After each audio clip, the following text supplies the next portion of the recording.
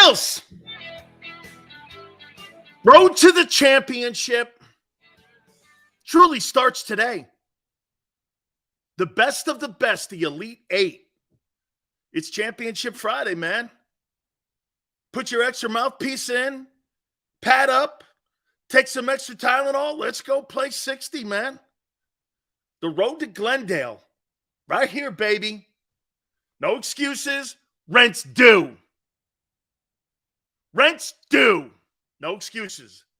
Well, he may be a little bit, and nobody cares. You know that shirt Lamar Jackson wears? Nobody cares. That's a great shirt and a theme for this weekend. Nobody cares about excuses. Nobody gives a shit about anything. Win. Win the game.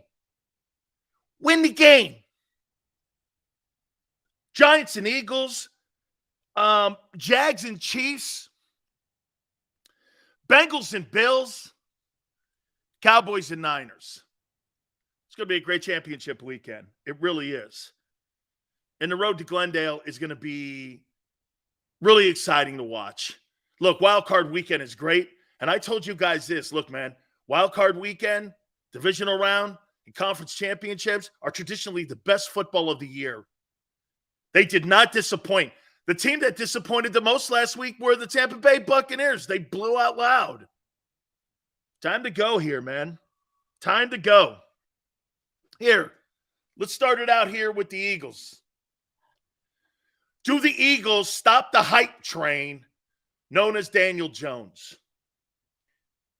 And I want to say this to you real quick out of the top here. Jalen Hurts needs a Philly moment. I'll say it again. Jalen Hurts needs a Philly moment. All the greatest athletes in the history of that city have had a moment that brought a championship. Malone, 83.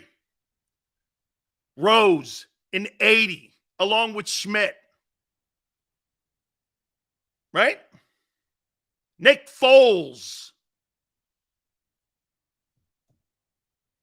Zach Ertz. All these guys had great Philly moments.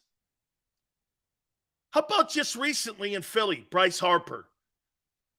Right, Xander? That home run that he basically carried the entire city, said, here we go. And he gets up to the plate, and he has a Philly moment. That's what I'm talking about. Being remembered. Joe Montana, the catch, the drive. All those great spectacular moments. Dude, Tyreek Hill is the most famous New York Giant wide receiver in history. It's not Beckham. He had a Super Bowl moment. Eli Manning. Nobody would put Eli Manning on a top 10 list when it came to greatest quarterbacks of all time. I'll tell you what, though. He did beat the GOAT twice in MVP fashion. Right? Everybody has a moment. Jalen hasn't had one yet. There's no moment in his career. Zero. This is where legacies, again, as we say, are built. Okay? Legacies are built in the postseason. You make your own history in the postseason. How many times have you guys come out, rightfully so, and you tell me about all these empty calorie stats that Kirk Cousins have? As far as I'm concerned, Jalen Hurts has empty calorie stats. Kurt won a ton of games. Kurt puts a ton of yards up. Kurt hasn't won shit. No one looks at him as an elite guy. Hey, how about this? Lamar Jackson. You got to be a little bit more successful in the postseason, don't you, Lamar? With all the great things that you accomplished in the regular season, unanimous MVP, led the NFL in touchdown passes, those are all tremendous achievements. But when you get to the postseason, it's got to be more than just one. Everyone makes it. Everyone. It's not shade. It's reality. And in a city like Philly, that's how you remember these guys. Hey, I'll tell you the most unbelievable misconception that's going on about Jalen Hurts is the fact that Eagle fans and people around the country think the reason that you like Jalen is because he works hard. The reason you like Jalen is because you see the potential of something that could be. It's not because he's a good dude. Nobody gives a shit about that. Good dudes, whatever. Coming over to my house for dinner matters. Showing up at Lincoln Financial to win a ball game, it has no bearing. Has zero bearing. This is about winning ball games. Jalen Hurts needs a Philly moment. Foles has one. Look at the three superstar athletes you have in Philly right now. Dude, Joel Embiid is making a run at the MVP again. And I don't think they'll catch Boston in the East. I don't. But they're kind of right there with Milwaukee. There was conversation of potentially people thinking that maybe the best thing to do is trade him. You might want to wipe that one out. You might want to take that take back. Then you got Harper leading your team to the series. Look at how all these cool young players you have. And now you got Hurts. Hurts is the least accomplished superstar in your city. But if he starts winning postseason games, people are going to start looking at him in a whole different light and even more revered. Okay? Even more revered. See, I can't sit here and go, well, he's going to do. I'm not that guy, dude. I look at what people, and people, it's so crazy because people will look at me and go, you changed your take. I did because the player improved or he got worse. Like Daniel Jones. Daniel Jones got better, I think. I'm not a forecaster. I'm a guy that looks at trends. What people do. I look at the result more so than the method. That's why someone goes, so Sills, you're saying that you got to, you think they can win this week, but you don't like dual threat? Well, that's what the Eagles have built. This is the dinner they serve. And it's been successful. There's a lot of people in the restaurant. They got a lot of patrons.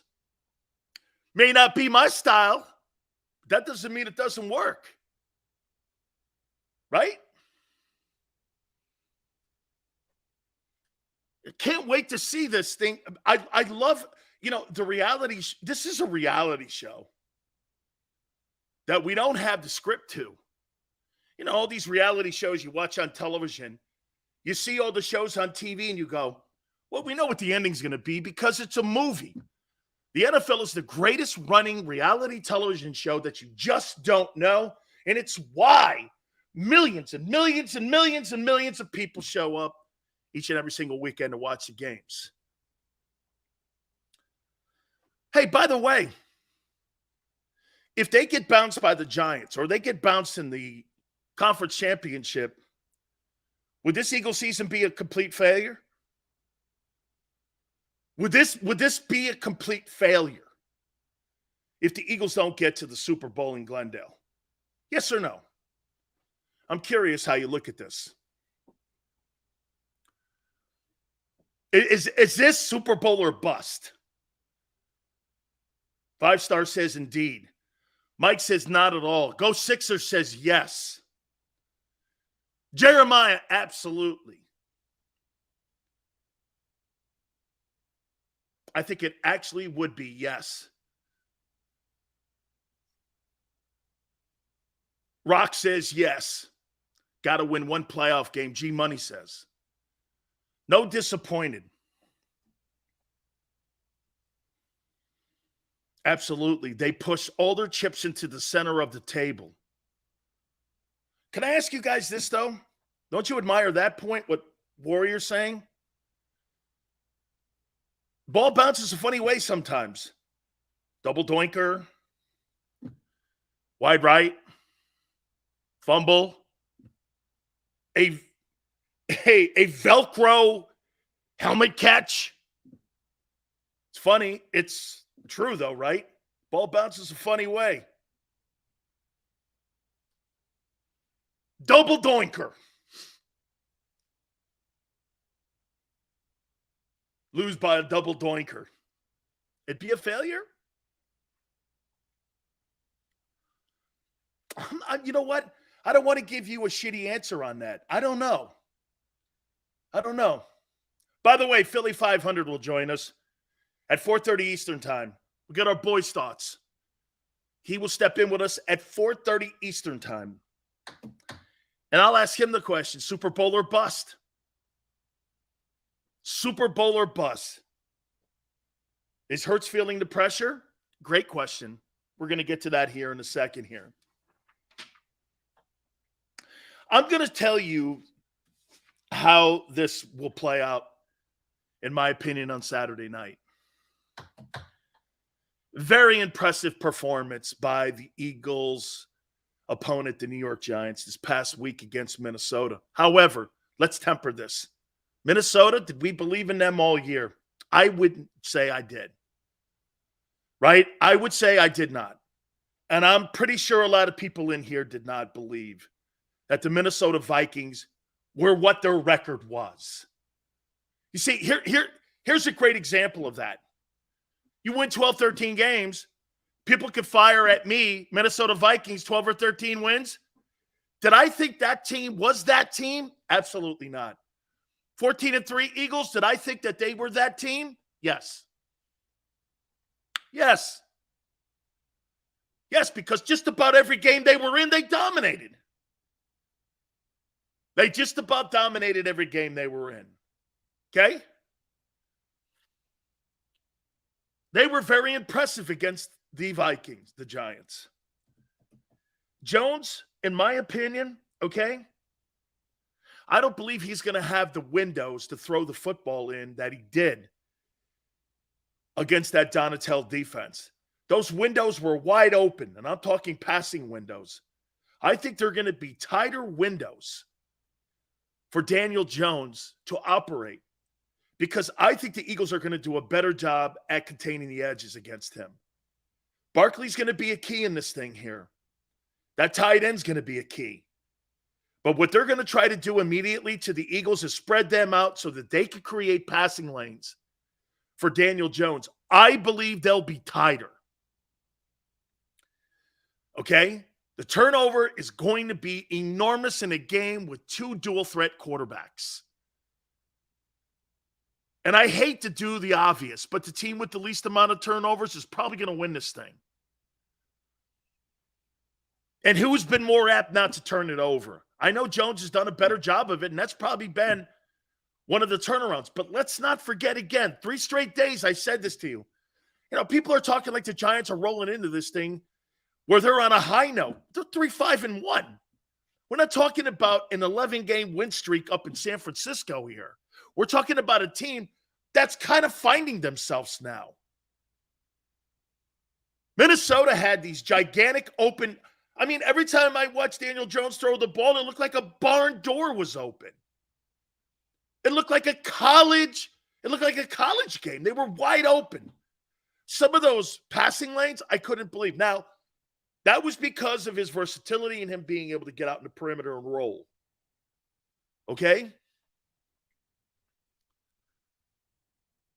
The Giants OC, Mike Kafka, has done a whale of a job at one thing, protecting the football and putting this kid, Daniel Jones, in a position to succeed. He really has. Him and Dable have crafted this kid. And let's put it this way. At the beginning of the year, would we not have agreed this? Okay? Brian, the Giants are peaking, I think. But remember something, Brian. When you say peaking, do you think they're going to do it again in back-to-back playoff games? Man, we're not talking about back-to-back regular season games. These are back-to-back playoff games. The pressure is mounted. You think he and that staff and everyone puts that game. And again, I think the confidence level of beating Minnesota in Minnesota, I think that goes so far. Because once you get into a fight, what's Mike Tyson say? Hey, everyone's got a plan until you get punched in the head. Then we'll find out who you are.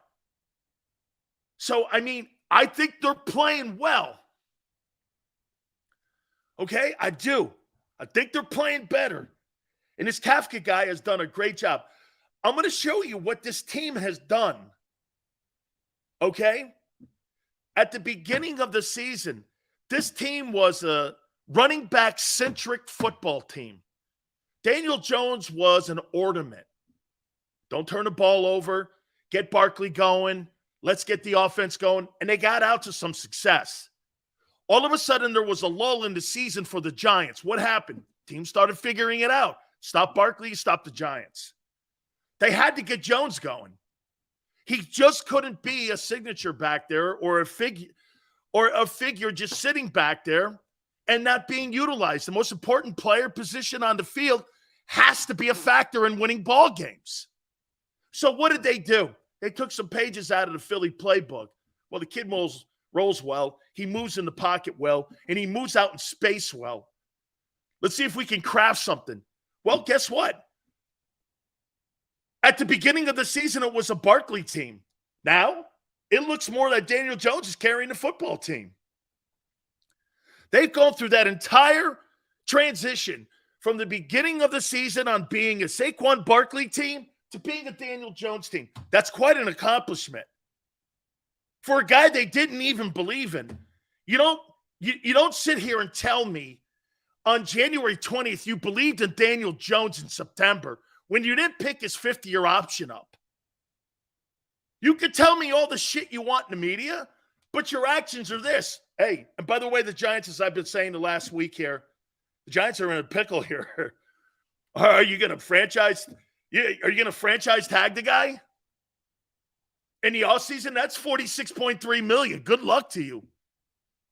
Are you going to give him a 3-year contract at $150 million? What are you going to do? I mean, Daniel Jones is going to get paid, especially if he goes in there and upsets that team. I'll tell you something. I feel like I might take the Giants in the points because I don't think this thing is going to be 7.5. I'm going to get to that here in a minute. Hurts' health is a big issue here.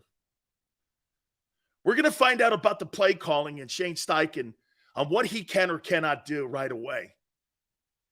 Okay? Will they get Goddard going? Like I said yesterday, Goddard's the key to this because the Giant linebackers can't cover tight ends. Put on the game film. They cannot cover tight ends. Get Sanders going. Run him. 28. Dude, Miles Sanders better get 28 carries in this ball game. And Jalen around 12. That's what I want to see. 28 to 12, but not the other way. Jalen, if they play this right, getting Goddard going, they could win this game by 14 points. If they don't, and they think they're going to start to establish the perimeter, they're going to get beat. Because that means they're cutting back on what they're going to do with Jalen Hurts. Hurts has got to be full go, man. Full go. By the way, if I were the Eagles, I would be preparing. And fans, I would be preparing.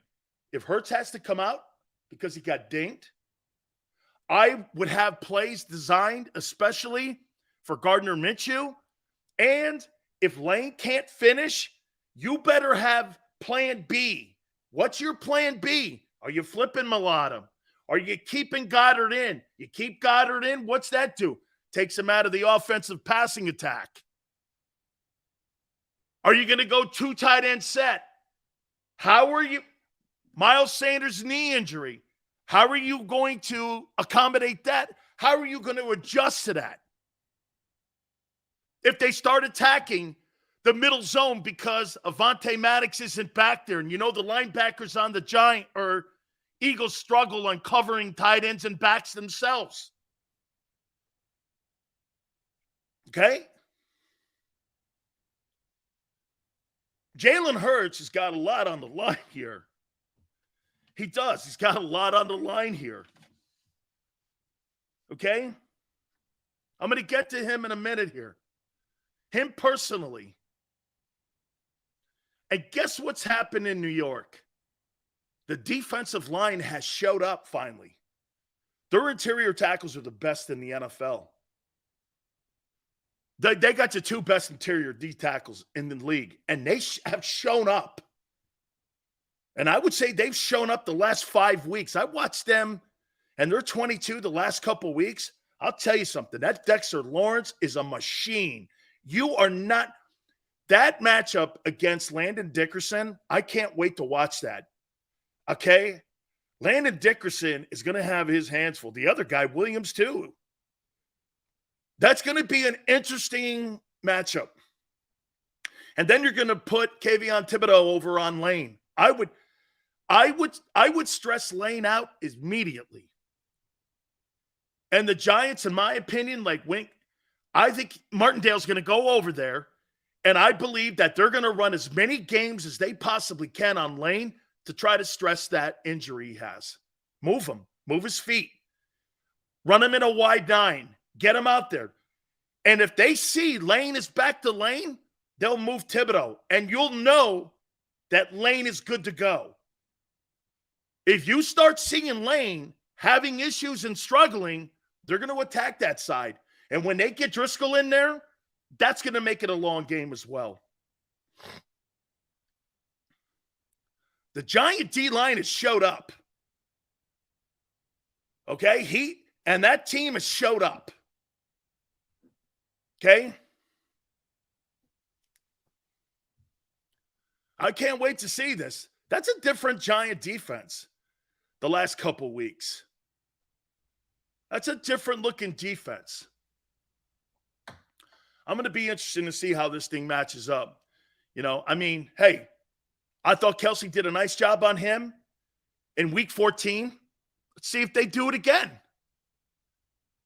And now look, Minnesota's O-line versus the Eagle O-line, it's like comparing the moon and the sun. You can't. You can't. You got Hall of Famers littered all over the line, all pros everywhere in the O-line, everywhere. You don't have that on the Eagle defensive line, but you got it. Think about it. You got Hall of Famers and Pro Bowlers at almost, you do, at every position. Tackles, guards, center. Okay? That's a Hall of Fame O-line. 30-28. Eagles win the game. And a nail biter. Because I think Daniel Jones and that coaching staff are going to have some success on them. I think the Eagles are going to come out, and I think they're just got to stay patient. Even if the Giants grab a lead. By the way, the best thing for the Giants, if the Giants want to win this game, do not get behind. Because they'll run the clock on you. And they'll run you out of the game. It's important that the Giants have a lead going into half. If they don't, they can't. I don't think they can win, and I don't think they can put up the offensive firepower that the Eagles can if healthy again. That's always the asterisk here. And here's the thing about Hassan Reddick. Hassan may run into a few sacks, but they're going to move him around as much as they possibly can because they don't have the offensive firepower in the offensive line that the Eagles do to protect and pass probe. That's why you saw him moving around the way they did. Barkley's also the key here for the Giants. He's a key. Pass catching. I'll tell you this.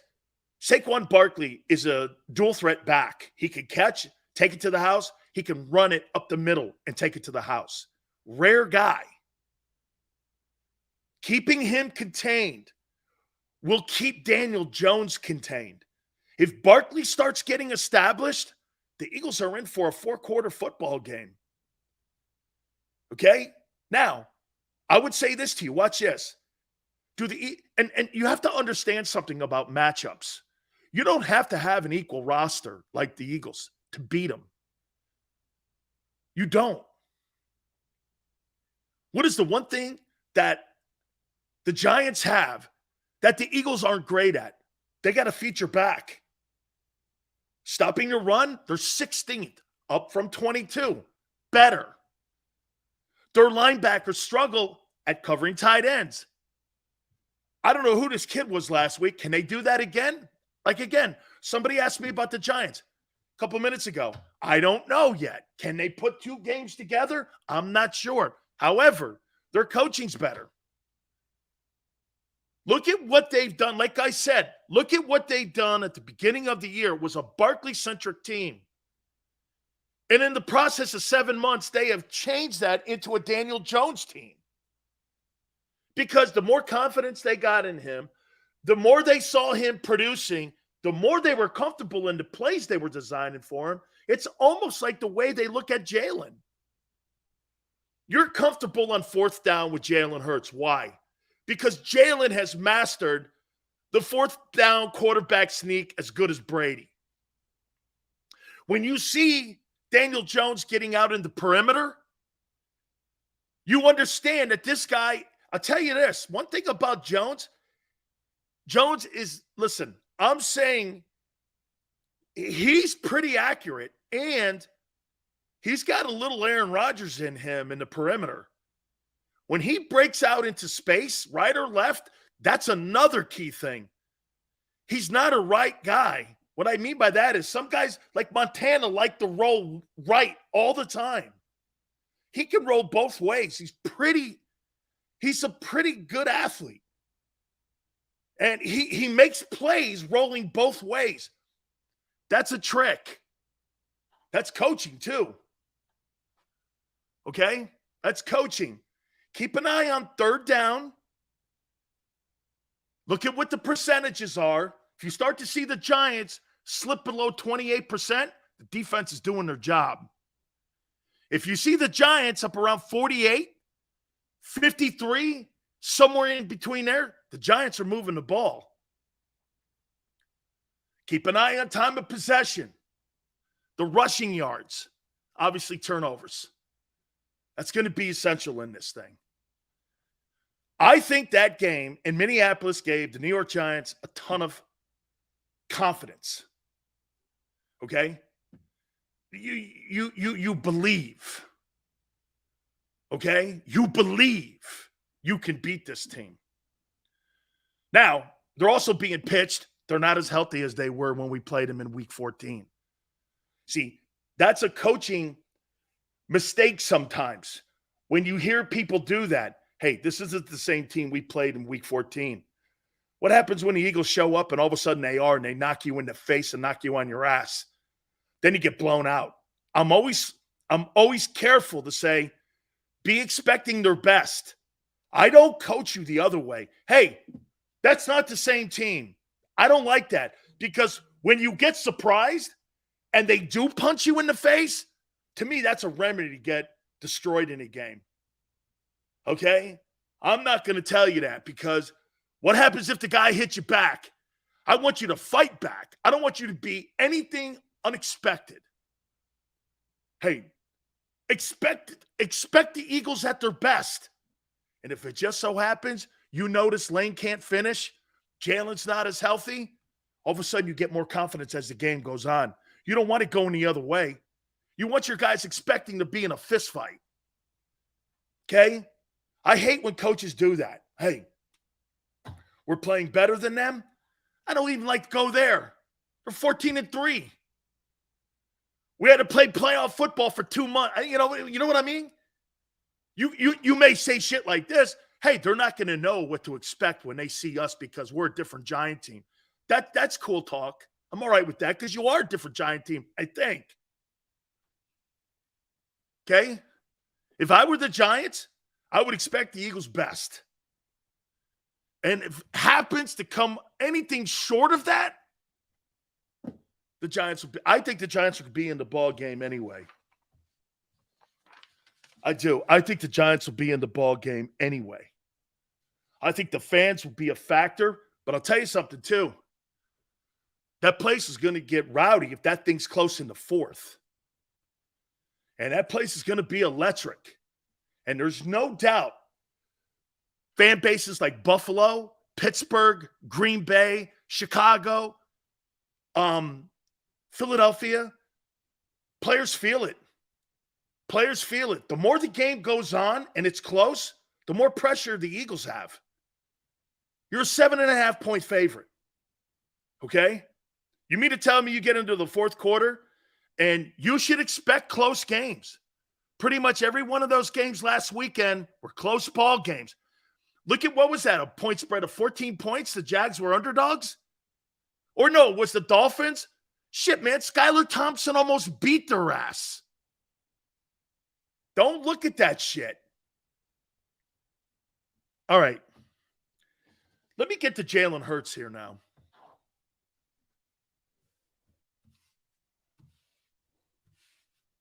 Let me get to Hurts. This is Jalen's second biggest test of his career. He passed the first test, having an exceptional regular season. That's his first test. But guess what? When you're considered a franchise quarterback, welcome to the NFL, Jalen. If you're calling him elite and franchise, I'm not. Because he hasn't done anything or won anything. Here's his second test. It's Saturday night. Don't worry about Super Bowls or NFC championship games, because every moment that you've been in a championship setting, you've been destroyed. Everyone, from college to the pros. This is your chance now, because if you lose, they're going to start bringing everything I just brought up, because they always do. It's funny when I listen to people talking about Aaron Rodgers, they tell half the story. They never bring up he won a Super Bowl and a Super Bowl MVP. They exclude that to fit a narrative. To me, I don't think you can have a narrative on one's resume. And the people that take a shit on the great resumes traditionally don't have a legacy of their own. And that's why they dissect legacies. Me, I like the entire story. Like here. Okay? And I'll tell you what, Trexler, I ain't talking about Josh Allen or Joe Burrow's got an AFC championship, dude. Your guy ain't won shit yet. This is about Jalen Hurts. No one else. Your guy. Stay on point, guys. Stay on point. Stay on point. Every time he's been in a championship molding will be brought up. Every time that Joe Burrow has been in a championship setting, he has excelled. National championship, AFC championship. This week he's got no O-lineman. That won't matter to him. He'll make that Buffalo game close. Okay? This is a great moment. This is one of those moments that Jalen has to take. And like I said, has to have a Philly moment. And you can't go like this. Well, he'll play well. Where do you get that from? What championship setting can you go to? Shit, I can almost do that with Trevor Lawrence. He never lost his composure in the second half. Did they have a ton of turnovers in the first? Yeah, but they never lost, and he believed in his coach, and they won the playoff game. And, you know, everyone's like, well, Sills, Jalen played against the GOAT. Oh, I see. So you can make excuses up for Peyton Manning getting destroyed by Brady his entire career. Okay? But you make excuses for Peyton. Peyton's an underachiever. Shit, the guy in Pittsburgh did more than Peyton Manning did in the postseason. Facts. Peyton won one Super Bowl in Indy. Roethlisberger won more. Peyton had to go somewhere else to win it. Shit, his own brother is more successful in the postseason. At least his brother beat Brady. How many times did Peyton Manning get destroyed by Tom Brady in the Patriot teams? A ton. But we selectively pick who we want to choose not to hammer. So we'll go after Rodgers because he's non-vaccinated or whatever stupid reason.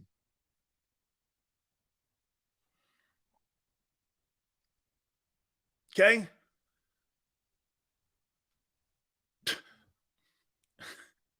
I told everyone Hurts was he's tops in all categories. What categories? It ain't passing yards. It's not completions. It's not attempts. It's not touchdown passes.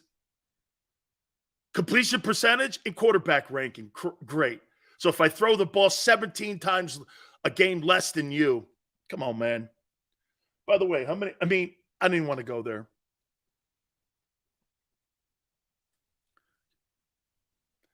Peyton Manning was a complete flop, if according to some of you. He was 14-13. Is that a good record? Peyton Manning is 14-13 in the postseason. 14-13. 14-13. And the majority of those 13 losses were to who. Okay? 14-13, Peyton Manning. And Aaron Rodgers is 13-12. But Aaron Rodgers sucks, and Manning's great. Yeah, okay. Turnover ratio. There you go, baby. The least gifted passer in the postseason is your boy Jalen Hurts. But maybe the best quarterback in the postseason. Think about that for a little bit.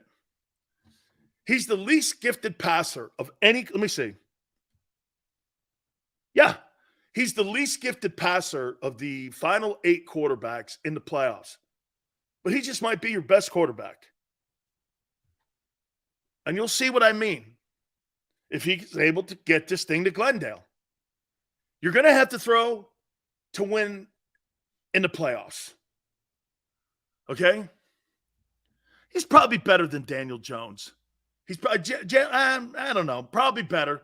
But then again, Daniel Jones throws the trash cans right now. I mean, there's not even Devontae Smith on that team. And he almost threw for just as many passing yards as Jalen did. That shows you. He had nobody in New York to throw the ball to. I don't even know if there's a guy over 600 yards receiving, is there?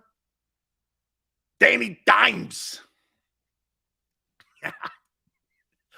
Hardest worker. Welcome to the NFL. Big deal. What, you think everybody else doesn't work in the NFL? Jalen is going to have a 400-yard passing game.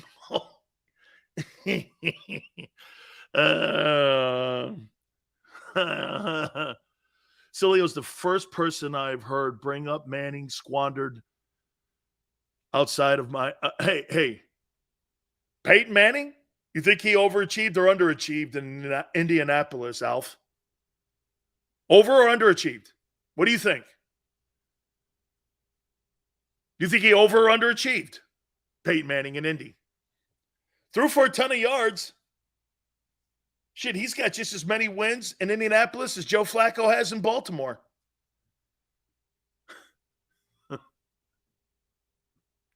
Oh, yeah, I forgot. Hurts making $50 million. Not happening. Never. Never. $50 million. Let's do this now. Let's go here. Brian Dable versus Nick Sirianni and his coaching staff. Who you got? Who do you have?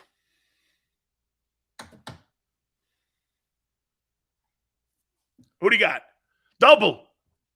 4K, baby. Where is it? 35 touchdowns. Never happened. Hey. Brian Dable versus Nick Sirianni. What coaching staff do you buy into more in this game on Saturday night? Sirianni, New York. Sirianni by 10 miles. Sirianni.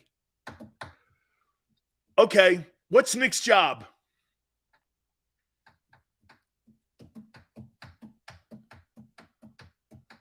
Nick is not the head coach. He's the head coach with the nameplate on the door. Don't you get it? I mean, Nick Sirianni, how much say does he have in the game plan being constructed, you think? A little? A lot? Or is it the quarterback's decision-making on RPOs? When you got to hey, all I needed to know was watching Gardner Minshew get coached. It was very evident. That staff don't know shit. That staff doesn't know shit. Hey, let's give Gardner Minshew the same game plan and the same playbook that Jalen has. You heard Seth Joyner a couple days ago that was on the program going, man, go out into the draft and get a guy that runs the Jalen Hurts system because Gardner Minshew can't. But yet the Eagle coaching staff thought he could. And he can't outrun. He couldn't outrun a dude working at White Castle. But you yet put a game plan together for a dude that couldn't jump over a stack of quarters. And it was the Hurts game plan. Dude, I saw Brian Dable and I saw Kafka put a game plan together with the B team or the JV Giants, and it pushed the Giants, and it made the Eagles have to play their starters all 60 minutes of the ball game. Congratulations to you. In the final game against the JV Giants, Brian Dable made you play the Eagle first team guys 60 minutes. How crazy is that? You tell me what a better coaching staff is. The king of starting the wave or the guy in New York? I think the guy in New York is superior, and I don't think it's close. That's right, baby. Team Dable. All right, let's go here now. By the way, rankings of the quarterbacks that are in the playoffs. Not my rankings. Not my rankings. A network ranking. Okay? A network ranking. What do you think they got Hurts ranked? We'll get to that here in a minute. Jones versus Hurts. Who has the better game?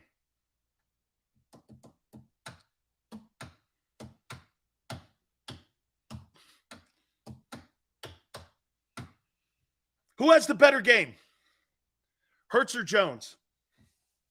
Jones is more accomplished than your guy. Know this going into this game. And as my boy Tone would say, technically, he's technically,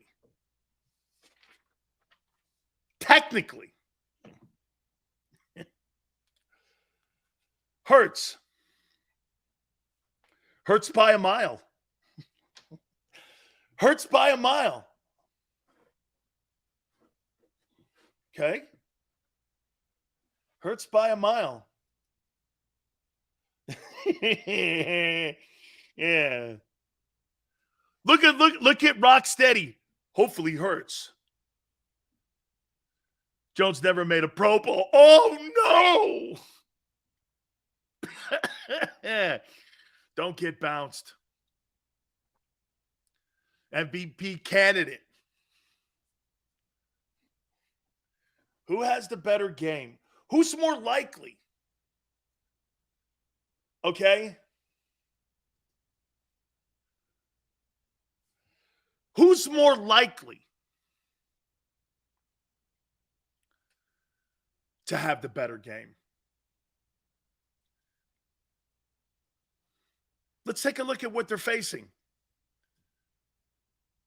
Dimes Jones or Jalen Hurts? Jones is 1-0 in the playoffs. Jalen Hurts is 0-1. What if Jalen can't run? What if he can't run?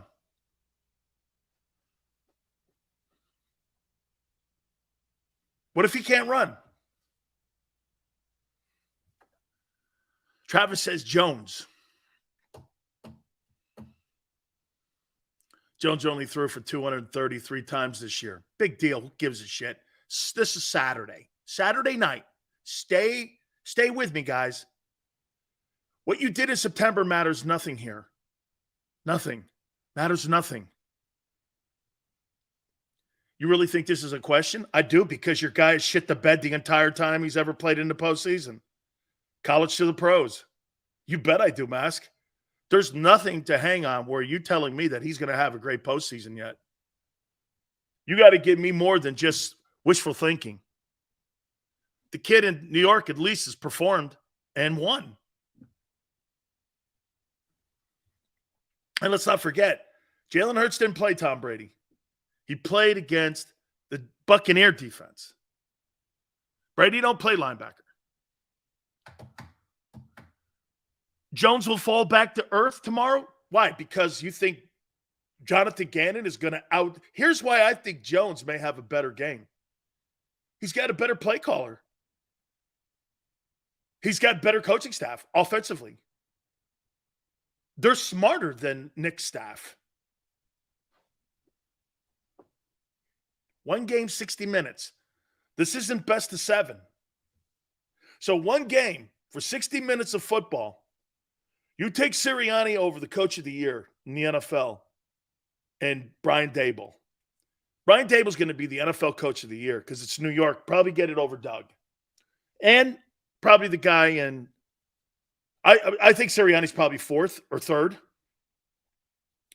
Because the guy in Detroit will get some votes too, Dan Campbell.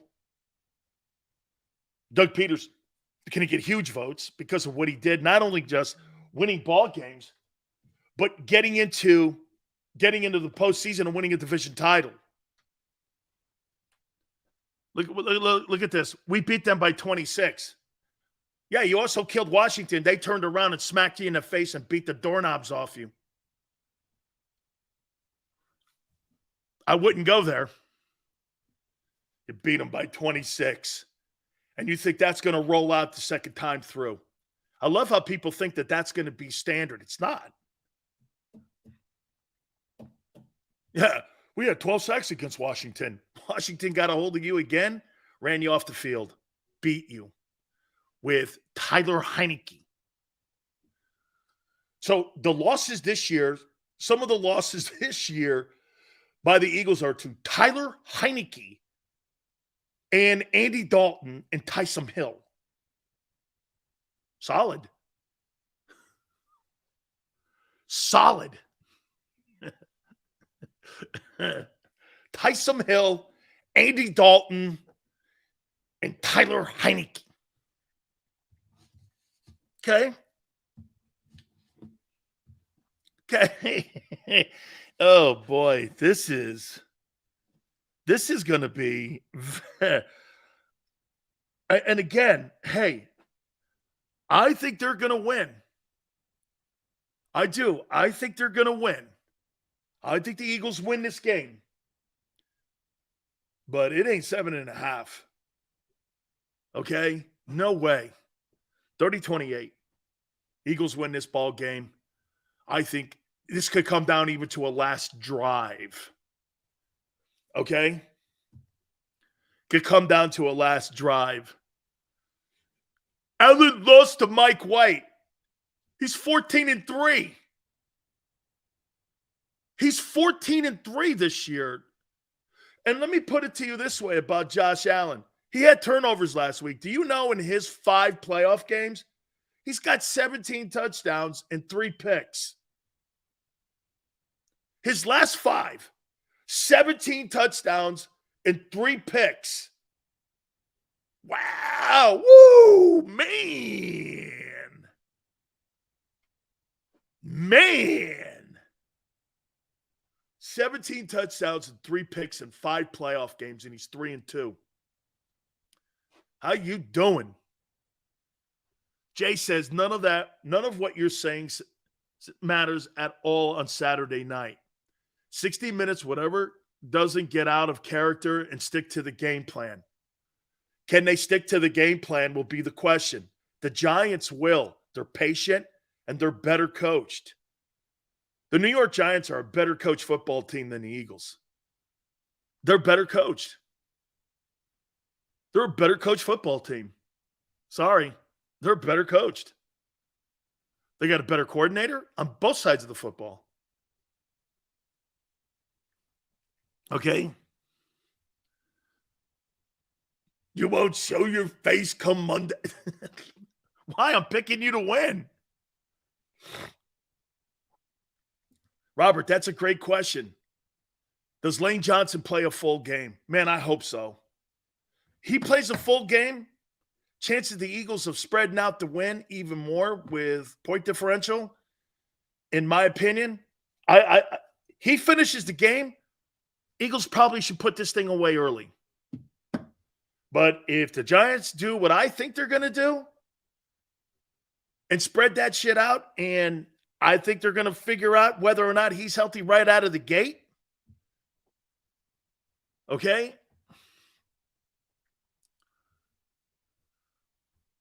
Sills wants us to squeeze out a game. You're going to squeeze out a game. You ain't dominating this Giant team. That ain't happening. You haven't dominated anybody in a month. Who have you dominated in a month? Hey, Maniac, who have you dominated? The Saints? The Cowboys? The JV Giants? The Bears? Who have you dominated? What team have you dominated? I must have missed that game. I must have missed that. Okay? Must have missed that. Sirianni talks about momentum. He was talking about it today. And he was also talking about big moments for his players. Those are good conversations. There's players on that team, that Eagle team, that are as accomplished as all get out. And he was talking about how this is a great moment to gravitate to and how this could be really a defining moment for certain players. You know who he's talking about? He's talking about Jalen. Okay? Okay? Who the Giants dominate, says Trexler. Minnesota. Just like you guys. That was they dominated Minnesota. Giants dominated them, just like you guys did. But this isn't a playoff game. Well, wait a minute. Nicole laughing, Minnesota? Well, who's your big domination game this year? Nicole, who is your big domination game? What's the biggest win this? Great point. So the Giants dominate the Vikings in the postseason. What is the Eagles' big game of the year that they dominated an opponent? Who? Well, give me those 5 teams. Who'd they dominate? What's your big win of the year? What's your big win? Steelers. Did they make the playoffs? Did they make the playoffs? The whole schedule. Name me your opponent. Don't be afraid. Come on. The Commanders, the Vikings, and Tennessee. 2 of those teams are non-playoff teams. The Giants. Wait a minute. Jags and Vikings.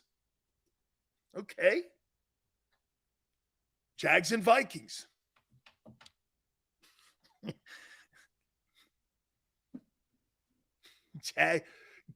Green Bay did make the playoffs. Pittsburgh did make the playoffs. The Jags. Okay. The Jags. Your big win of the year is the Jags. Okay. No, pick one. If Minnesota is a shitty win for the Giants in the postseason, in the wild card round, what's your big win? What's the one big win? The Jags? Okay. Jags beat the Cowboys with Dak, too. You lost with Dak. When you played Dak, you lost to him. The Jags beat him. How's that one? The Jags' big win is the Cowboys with Dak Prescott. Your big win is the Cowboys with Cooper Rush. Green Bay didn't make the playoffs, dog. So you're giving me your big win was against the third team. Congratulations. Okay. You beat the Green Bay Packers. Jags upset would be fun. Pick one, man. Giants, Commanders, and Vikings. Commanders didn't make the playoffs either. Giants beat up the Vikings just 2 minutes ago. So your big win's the 9-6-1 Giants. Okay. Is it Giants or Jags? Which one? Pick one. Because the big win of the year for the Giants is destroying them at home in their building, not in your building, in a playoff game. They crushed them. They beat your team, but in the playoffs and on the road. Green Bay was under 500. They didn't destroy them. Justin Jefferson had under 50 yards receiving, didn't he? Didn't he have under 50 yards receiving in that game?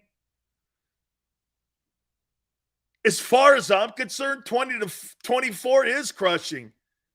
You don't think Minnesota is crushed right now that they got sent home by a New York nobody Giant team? Shit, dude, I can't name one wide receiver outside of that stiff Galladay. I can't think of one. Hurts has no playoff wins. Dak is in the NFC Championship. Dak hope he plays Hurts. Dak is 2-0 versus Hurts. Hurts is scared. He's not scared, but he has had shitty success. I think we win by more than 7. If they do exactly what we said, okay, I think they can. Okay? Niners have won 11 consecutive ball games. They're the better team today. But that narrative can be changed. Very simple. With a great performance by the Eagles on Saturday night. You don't have momentum. You're going to have to create momentum with this game on Saturday night. You're not going into the game with momentum. Played the 17th game, which was a shitty game. And you had to play all 60 minutes of your starters just to get the home field, which is important. And it was needed. But Jesus Christ, don't tell me you're playing with momentum. You're not. Cowboys have more momentum. Niners have more momentum. Does momentum mean it all? Absolutely not. And I don't want anybody to take that for what that is. Momentum? Great. Momentum is your next game. Momentum's your next game. Well, Matthew, before anybody starts talking how shitty Dak is, Jalen's got to do something first. He has not. I mean, here, let me show you what Jalen is in the postseason right now. You know what that is? That's his resume. That's not good or bad. That's his resume.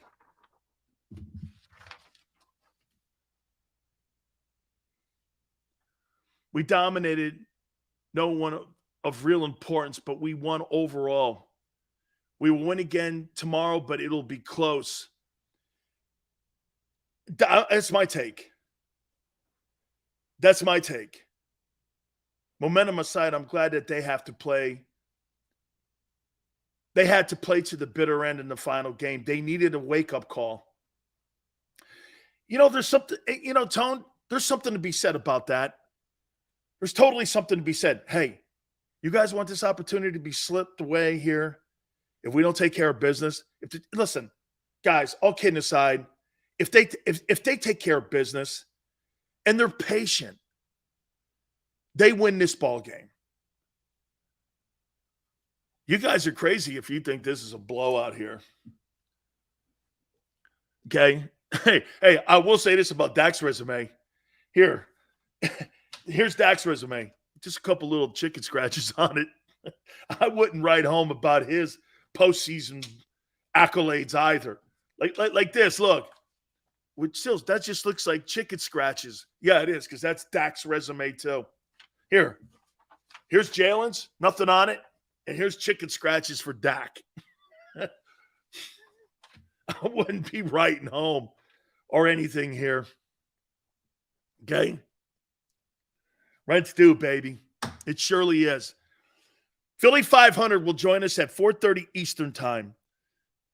I'm going to look at some of the Vegas and Atlantic City numbers here, plus a television network ranked the Elite Eight quarterbacks that are in the Elite Eight football games. We're going to take a look at that. We'll do that all next. Keep it right here on the National Football Show. When it comes to the fight against insurance companies, large corporations, and the healthcare industry, injured victims are always the underdog. But that doesn't worry us. At Messa & Associates, we're an injury law firm from Philadelphia, and we come to fight. Our clients know that they've got representation with a chip on its shoulder, and it's the same chip that makes Philly the toughest city in the country. Call 215-568-3500 or visit us online at messalaw.com. Messa & Associates, the toughest injury firm in Philadelphia.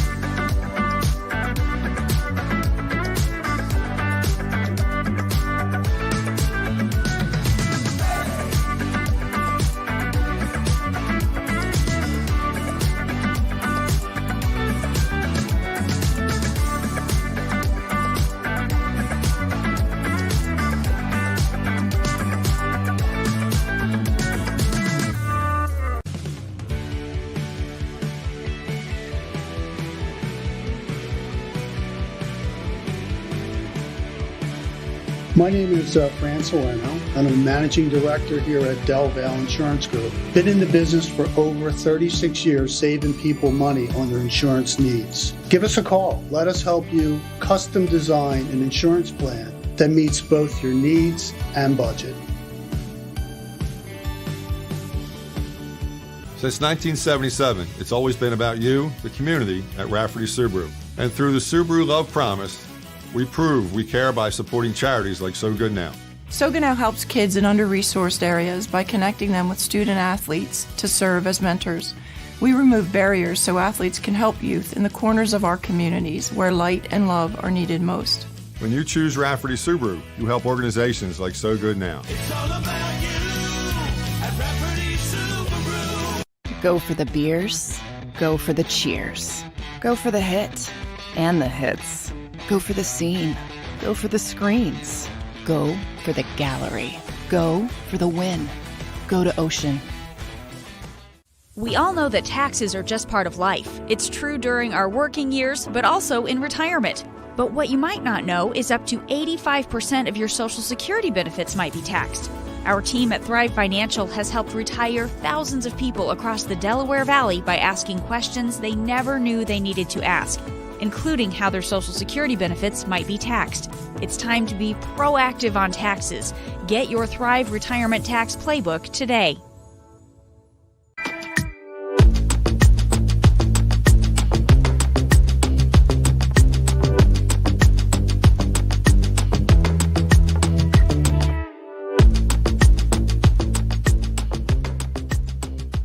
Game show with Seth Joyner. I knew that they had a running game. Derek Gunn. He has put in the effort. Devin Caney. Had we not won the Super Bowl, what would we be saying? And Mike Missinelli. Well, you know who Philly is. Post game, now streaming on the 6ABC family of apps.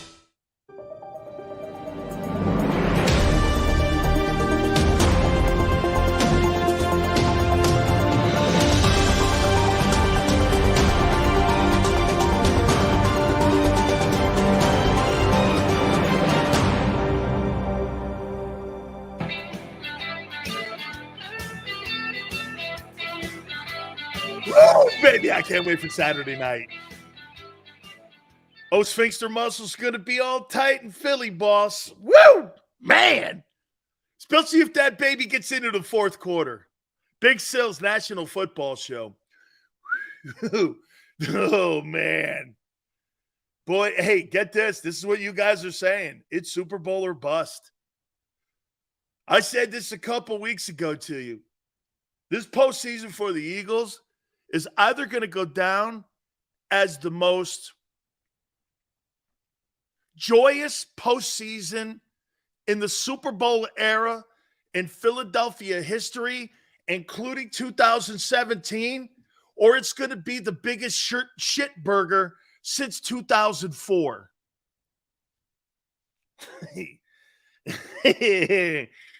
Oh, no, God. You got the pressure on you on Saturday. Giants don't, man. They're playing with house money. They don't. Hey, I thought the Giants might win 2-3 football games this year. Not 9. Or actually 10 now. Okay? How about this? Can I ask you guys a favor? What's the most disappointing? Let's not go back into the 70s and 80s. Look, you could go the 80s Super Bowl. I get that. If you want to go there, that's fine. If you want to go from 80 on, let's not go back in the 60s and any of that stuff, okay? What's the most disappointing postseason in Eagle history?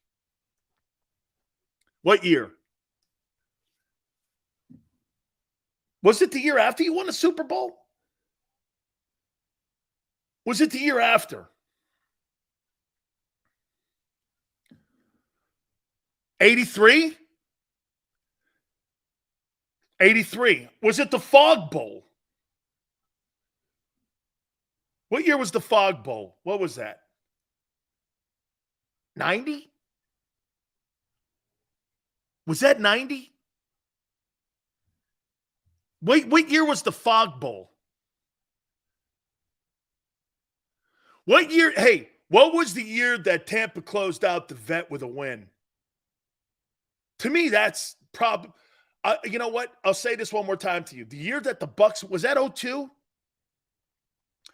The year that the Bucks won the NFC Championship game at the Vet to close the Vet out, I thought that was the Super Bowl. I thought those two teams could beat the Raiders. Okay?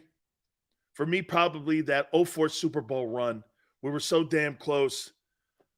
We could have got the Super Bowl demon off our back sooner. Absolutely. That was a great football team. Tampa never lost the Super Bowl. Tampa's 2-0 in Super Bowls. Fog Bowl was 88. That, to me, the game that closed the Vet out. I remember watching that game. I went like this. I said, Brad Johnson beat Donovan McNabb. How's that possible?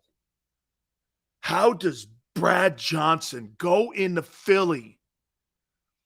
Look, their defense was great, but I thought the Eagles that year were more balanced. I thought they were more balanced. I did. I thought they were better offensively and defensively. Because who were the Bucks receivers then? Joe Jurevicius and who? I don't remember. Allstott was the runner. They had Warwick Dunn. I can't remember, like, their big threat guys. Was Vincent Jackson on that team? Maybe, right? The old Charger. Vincent Jackson might have been on that team. Sileo, who's better, CeeDee Lamb or Devontae? How about this? I'll take Devontae. You could debate. I think CeeDee's good, but I don't know. Okay. Keyshawn Johnson. That's right. Keyshawn was on that team. Okay. Keyshawn was on that team. You're right. Dude, that NFC Championship game, man, I thought those were the two teams that were the best in the NFL that season. When the Bucks beat them, and the Vet was closed, and then they went to San Diego, I think, to play the Raiders. And they won the Super Bowl in San Diego. I think that's I think the Bucs were in San Diego when they won the Super Bowl. I think that's the last Super Bowl ever played in San Diego. And they beat the Raiders. And I think the Eagles could have beat the Raiders. That loss to me, I always look back on that and go back and go, damn, man, that team was really – I think that team may have been better than the 04 team, but you had T.O. on that 04 team. That 04 team was good. They just – Keenan McCardle, well, that's right. Keenan was on that Buck team. That's right. He's now interviewing for the offensive coordinator's job up in New England. That's right. That's right. Remember, it was cold, too. Everyone said the Bucs don't win games under 40 degrees, you know, all that shit. And they went in there and they beat that team and they won. I couldn't believe it. This is going to be, again, this here, man, they're playing with a lot of pressure on him. I love Andy, but he has to take some heat for that, for not getting it done in Philly. Had way too many opportunities. He did. He did. But what he's done in Kansas City has erased that. Tone, the stuff that he did in Kansas City makes what he did in Kansas City now part of the entire resume. I mean, if Kansas City wins again, this is going to be their 5th straight AFC championship game. Now, let me ask you this. Okay, how about this, though? Tone, everyone. So if Andy goes to his 5th straight conference championship game, and he's gone to as many in Philadelphia, and he's got 1 Super Bowl, is he over or underachieving as a head coach with Mahomes in Kansas City? Is he over or underachieving? He's got to win more than 1 with Mahomes if Mahomes is the new GOAT. Right? Andy's got to win more here. So you're telling me you've been to 10 conference title games and you got 1 Super Bowl in 10 conference games? Can I tell you who he is? He turns out to be John Madden. Take a look at John Madden's postseason record. And when you guys Google it, post it. And you tell me what you think of John Madden's postseason. John Madden is the highest win percentage NFL head coach in pro football history. 754. Nobody has won more regular season games than John Madden, percentage-wise. But take a look at his postseason, and you tell me if you thought he under or overachieved in the postseason with those great Raider teams. Okay? Post it. You tell me. And when you look at John Madden, and you tactically, when you look at John Madden's record in the postseason, you'll sit there and go, wow. This guy had all those great football teams. I mean, think about it. You had 2 Hall of Famers on the left side. Upshaw and Gene Upshaw and Art Shell. Look at his postseason record.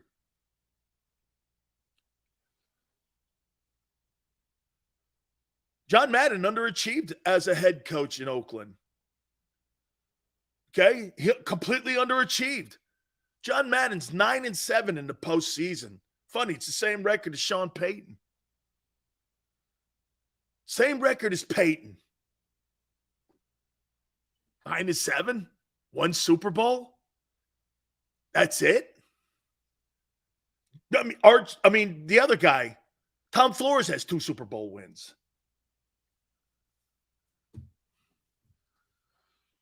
I mean, when does it? Hey, Andy Reid's got to win another Super.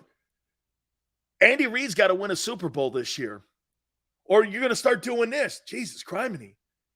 You're underachieving with Peyton Manning the same way Tony Dungy did.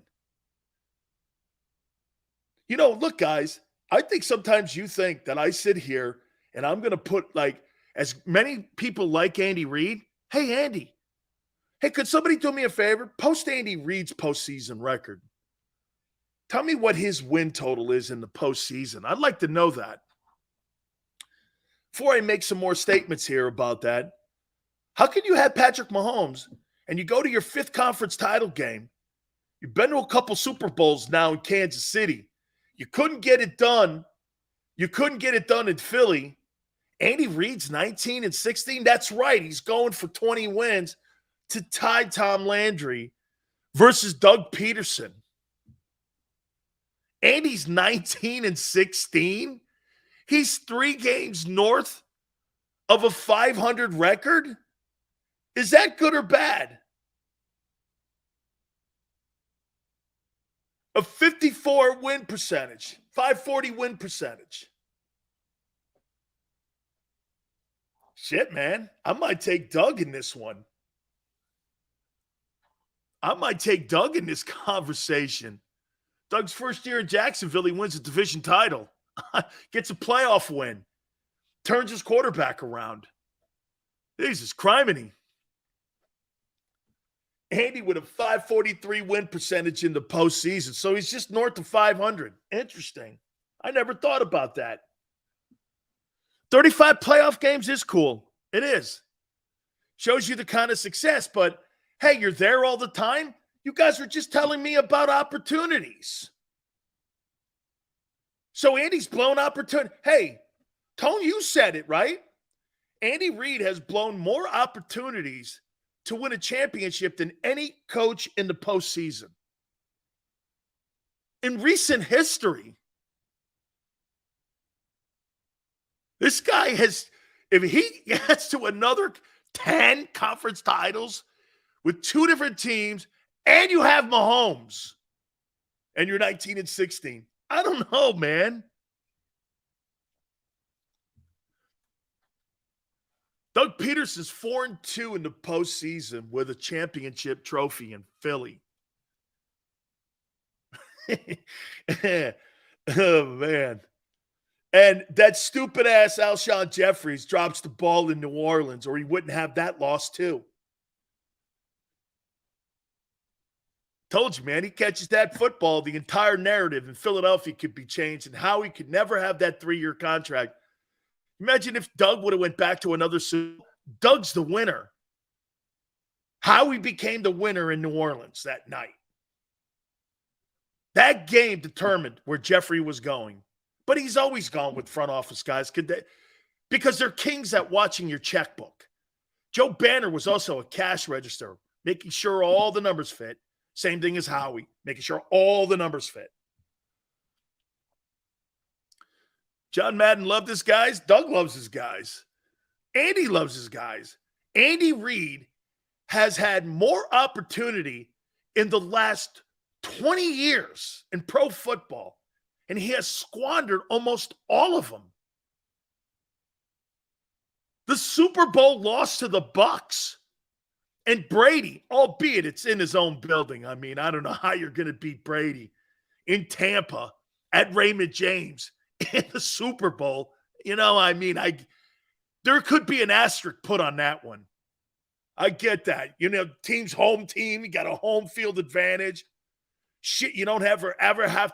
Well, they were the wild card that year. People don't remember that, but they were the wild card. New Orleans won the division that year.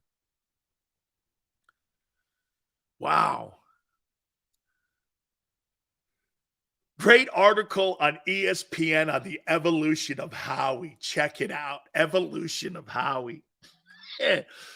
That's why when I say to you on Saturday, man, oh, Jesus criminy, man, Nick better win. The evolution. Those are all planted stories, my friend, and you know it. The evolution of Howie. It's like throwing logs on a fire when you're talking Howie's ego. You keep throwing the logs on the fire. Hey, don't forget, Philly 500 will join us at the bottom of the hour here. We'll get his perspective.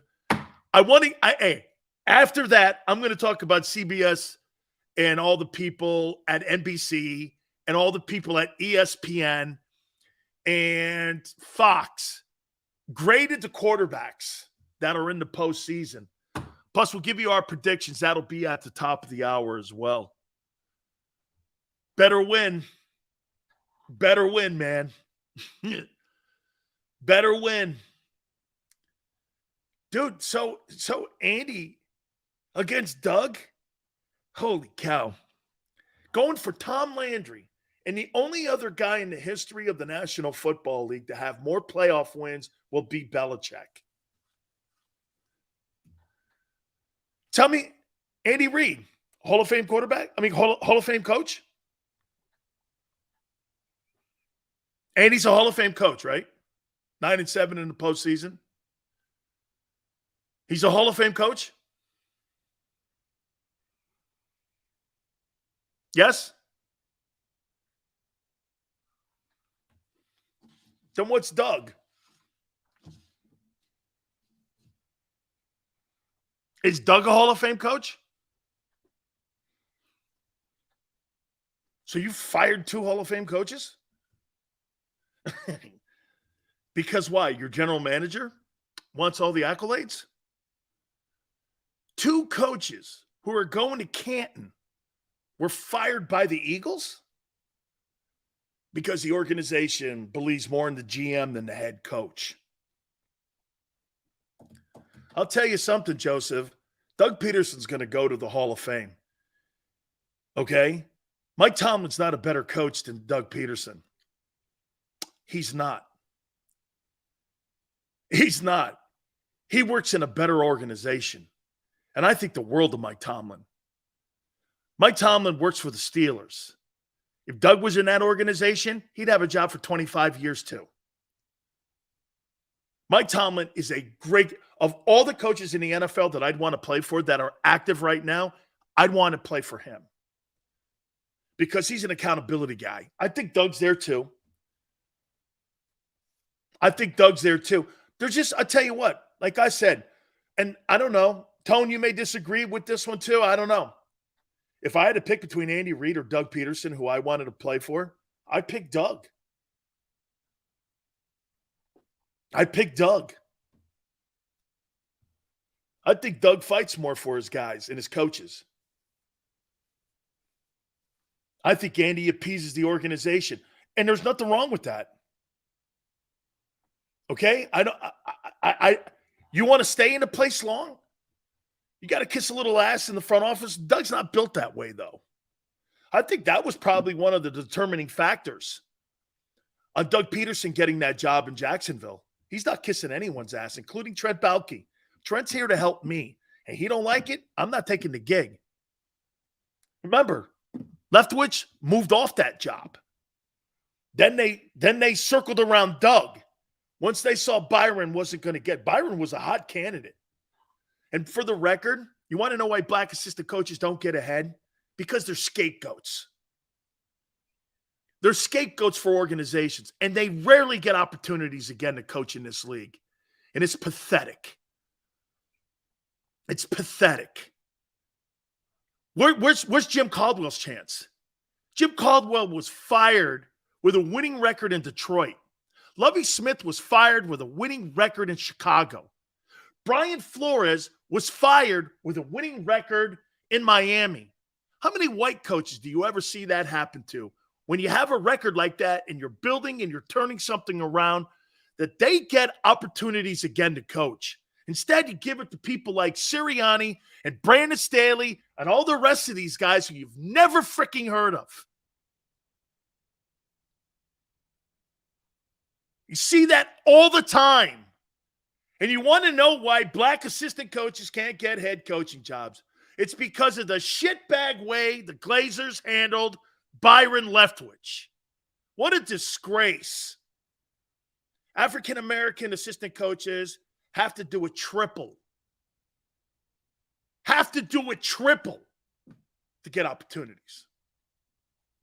It's a disgrace. The Rooney Rule is a sham. You know what it's code for? Affirmative action. Well, let me interview 3 black guys and I'll hire my boy. That's what the Rooney Rule does. You see Carolina now is getting in trouble because they're not following protocol. They interviewed Frank.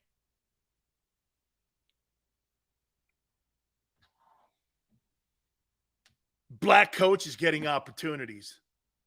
Byron Leftwich went to the playoffs 3 years in a row, 2 division titles, a Super Bowl, an NFC championship, offered the Thundering Herd job, offered the Jags job, and he's freaking fired because Tom Brady sucked. Byron Leftwich, well, you're back down the totem pole, dog. You're at the bottom. That's where they send all the black guys. Bottom of the totem pole.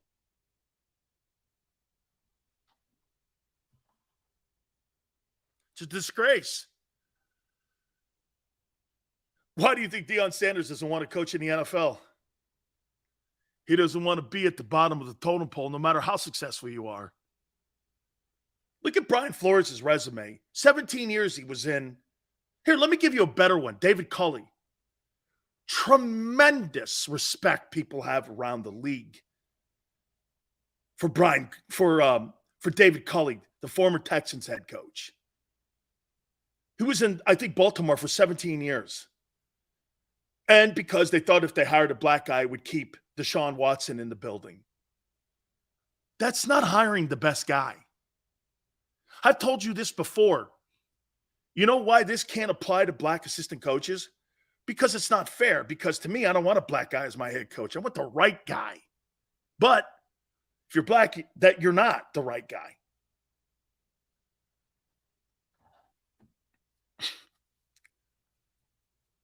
It's funny how they prop them up, the African-American assistant coaches. Okay? The San Francisco 49er defensive coordinator is the new kid on the block. He shits the bed somewhere. Back of the bus. Back of the bus, right, Jerry?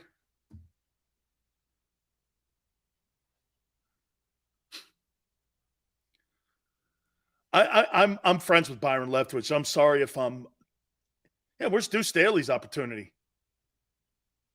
Eric Bieniemy's. Where are all these opportunities? I get Bieniemy because of his past behavior is probably a factor. I do. But then how do you turn around and you hire Greg Robinson, the guy who had Bountygate, and you give him a job as defensive coordinator and assistant head football coach, and then you give him the interim job in Cleveland when he had Bountygate and was suspended and fined and suspended from the league for putting bounties on players. He still got a job.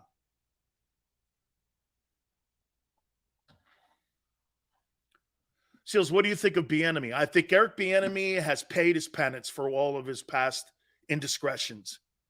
And if Andy Reid sticks up for him and vouches for him, and so does Mahomes, so do I. Who am I?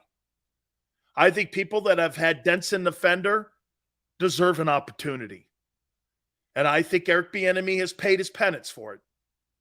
Okay? He's heard it. He knows what he did when he was at college and at some jobs, pushing the firemen around, all that stuff. You put it all together, it's not a good look for any organization because they would bring that up. Okay? It's why he doesn't have a job, is because of his behavior in the past. Okay? It's the only reason. Bieniemy's overqualified to get an opportunity to coach. Dude, if you could give Brandon Staley a job and keep him as the Charger guy, I mean, seriously, what in the world are you thinking? Who's a better coach, Brandon Staley or Eric Bieniemy? Why is Brandon Staley still in L.A.? Yale. Because they're cheap. You see what Anthony Lynn said in San Francisco this week?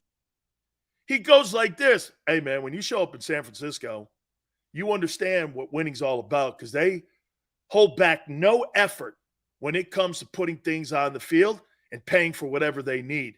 When you're with the Chargers, it's a whole different world down there. It's a completely, entirely different world down there. Top of the hour, we'll look at some of the networks and how they've ranked the quarterbacks, and also the schedule, the divisional round schedules. But we bring in my boy now, Philly 500. He's got to be chomping at the bit right now, man. I haven't slept all week. This game ain't here yet. This is like the longest week of my life. I'm ready. All right, man. Giants, Eagles. Let's start there. Give you the hard one here. How do you see it playing out?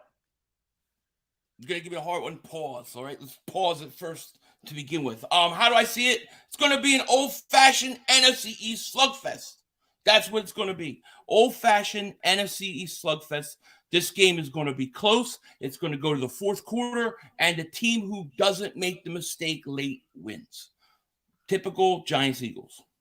Do you believe in what you saw in Minneapolis with the Giants, or are they the Week 14 Giants, or the Giants we saw this past weekend, or somewhere in the middle? Somewhere in the middle. I think they're somewhere in the middle. I think that they played their best football versus the Minnesota Vikings. I thought Daniel Jones, that was his best game I've ever seen him play. From a decision-making, when to run. I thought the offensive line gave him a lot of time. But at the same time, it's Minnesota Vikings. And I knew when it was like 4th and 8 and Kirk Cousins threw that 2-yard pass instead of getting to the first down marker, I knew that was typical Minnesota. Minnesota always comes up small in the playoffs. Let's face it. So I think it's somewhere in between. Here's the big thing that you saw, too, when you're watching that Donatel defense. I mean, Philly, the windows for Daniel Jones to throw in were like a barn door open. Right. That's where I want to see Daniel Jones. And I'll kind of convert the question here. Do you believe what you saw with Daniel Jones, or are you like me? Saturday night, I want to see it again. I don't believe it. I think, hey, look, beginning of the year, Philly, it was a Barkley team. Today, it's a Daniel Jones team, and they've made that transition. But are you sold on Daniel? No, I'm definitely not sold on Daniel Jones. I have to see it again. But I do think he has played better this year. I do think it was his best game. I like the decision making. I think they said something like 17 times himself. Yep. So I liked that part of it. I thought he seemed to be cool and calm, in the game. It wasn't too big for him. But I also think Minnesota, they don't blitz. They sit back. And, we saw that when they played the Eagles week 2. I think you have to get pressure on a guy like him. I thought Daniel Jones had way too much time in the pocket. So I have to see it again. I do. I'm going to say this about Jalen Hurts Saturday night. He needs a Philly moment. And what I mean by that is he needs a signature moment where people look at that and gravitate, like when you watch Mahomes win a Super Bowl. Shit, man. Nick Foles. Let's run it. Right. Joe Montana, Elway, the drive. There hasn't been that signature moment in his career. Last year, they lose to the Tampa Bay Buccaneers. On Saturday, he's got a chance to begin his legacy. Am I off base when I say that? Because a lot of people are looking at when I say this, and I go like this. Hey, look, man, legacies aren't built in the regular season. How many times, Philly, have you said this to me? Hey, Cousins wins a lot of ball games, puts up a lot of yards, but they're hollow stats. Same with Dak. Isn't this one of those moments for Jalen?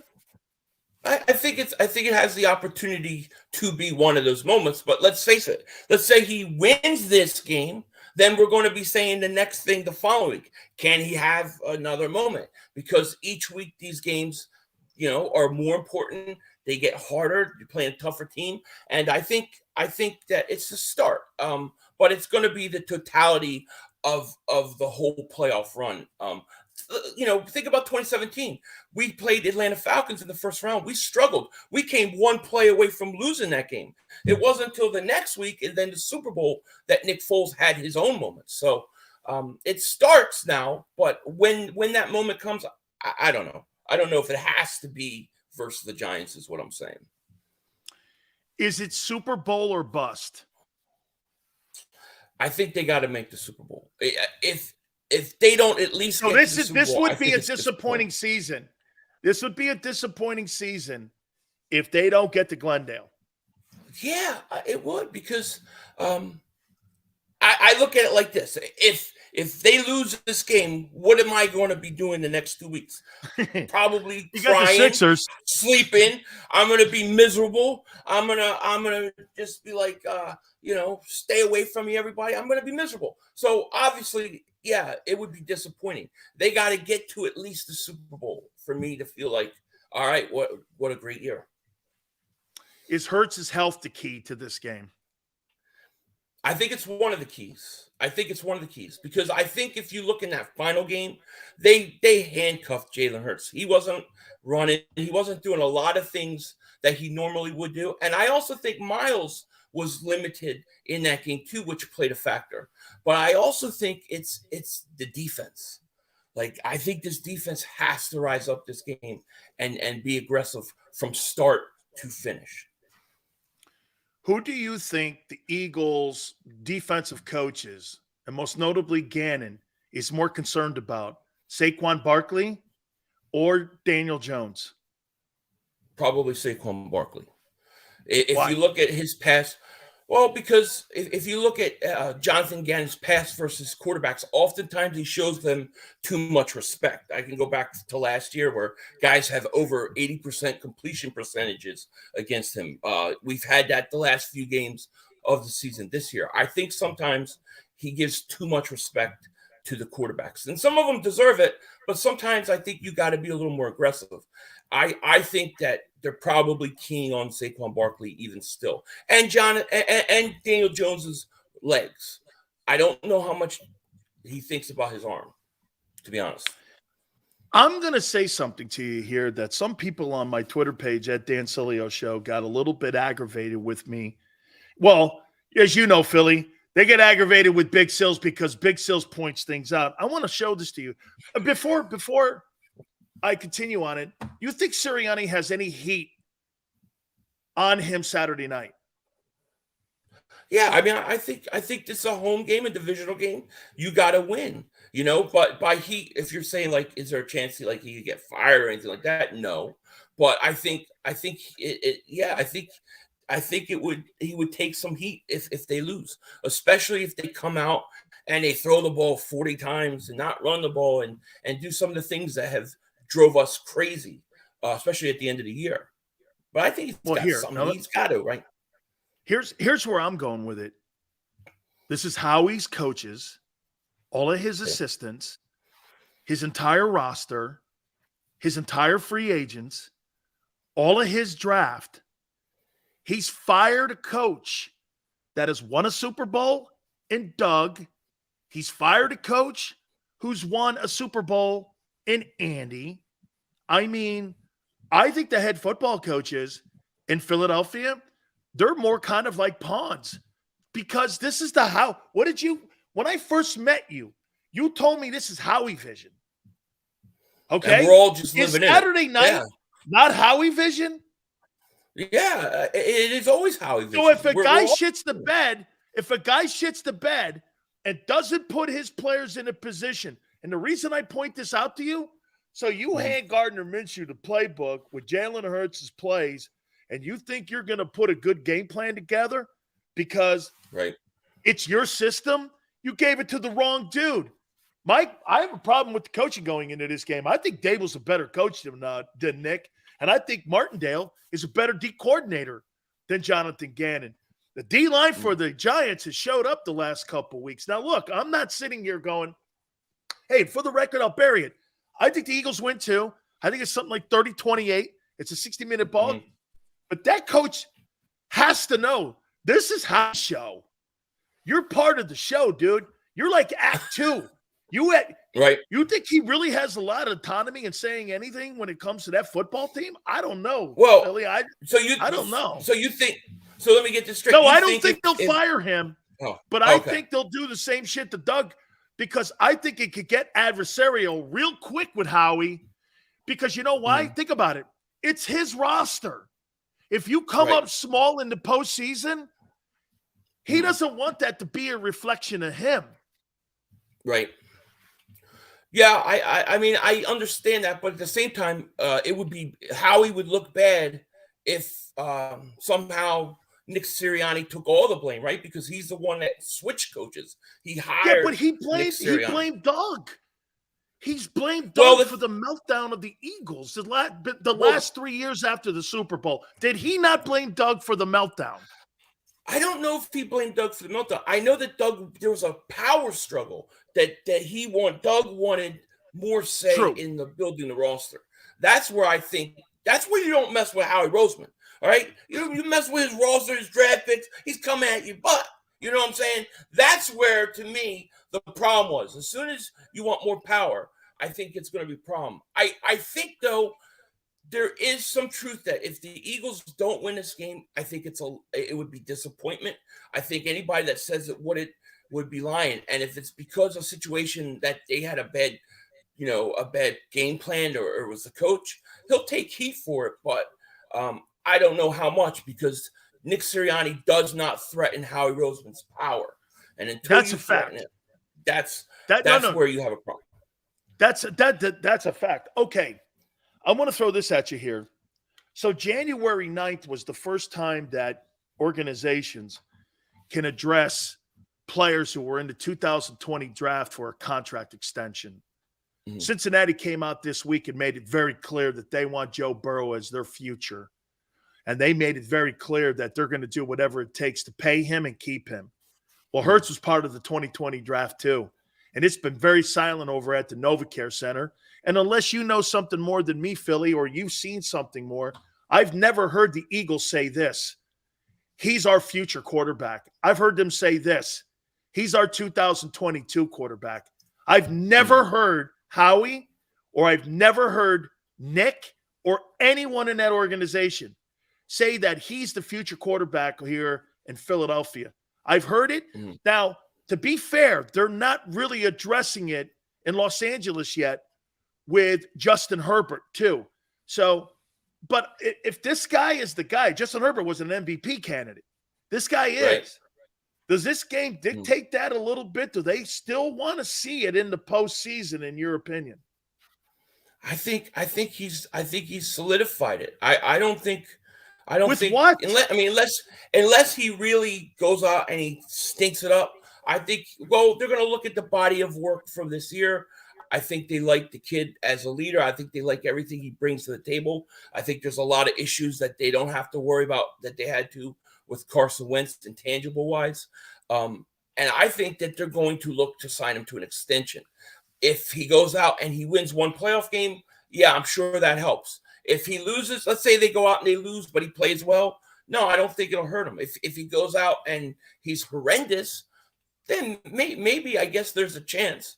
But I can't see any way that they don't extend this guy in the offseason. I just don't see it. So if they lose in the postseason again and they're 0-2 under the Sirianni Jalen run here, you think they're going to offer up $45 million a year for Hurts? Having done nothing. $50 million. $50 million. For doing what? They're going to go $50 million. For doing what? Going out and taking your team to a 14-3 record. He's only lost one game all year, Dan. He's only lost one game, right? And we're assuming that he's going to go out 14-13. He would have. Yeah. Peyton Manning is 14-13 in the postseason, and I've said this about him. I completely think he completely underachieved at Indianapolis. Tom Brady kicked his ass, and so did Roethlisberger. Those guys had more wins in their place because those guys won.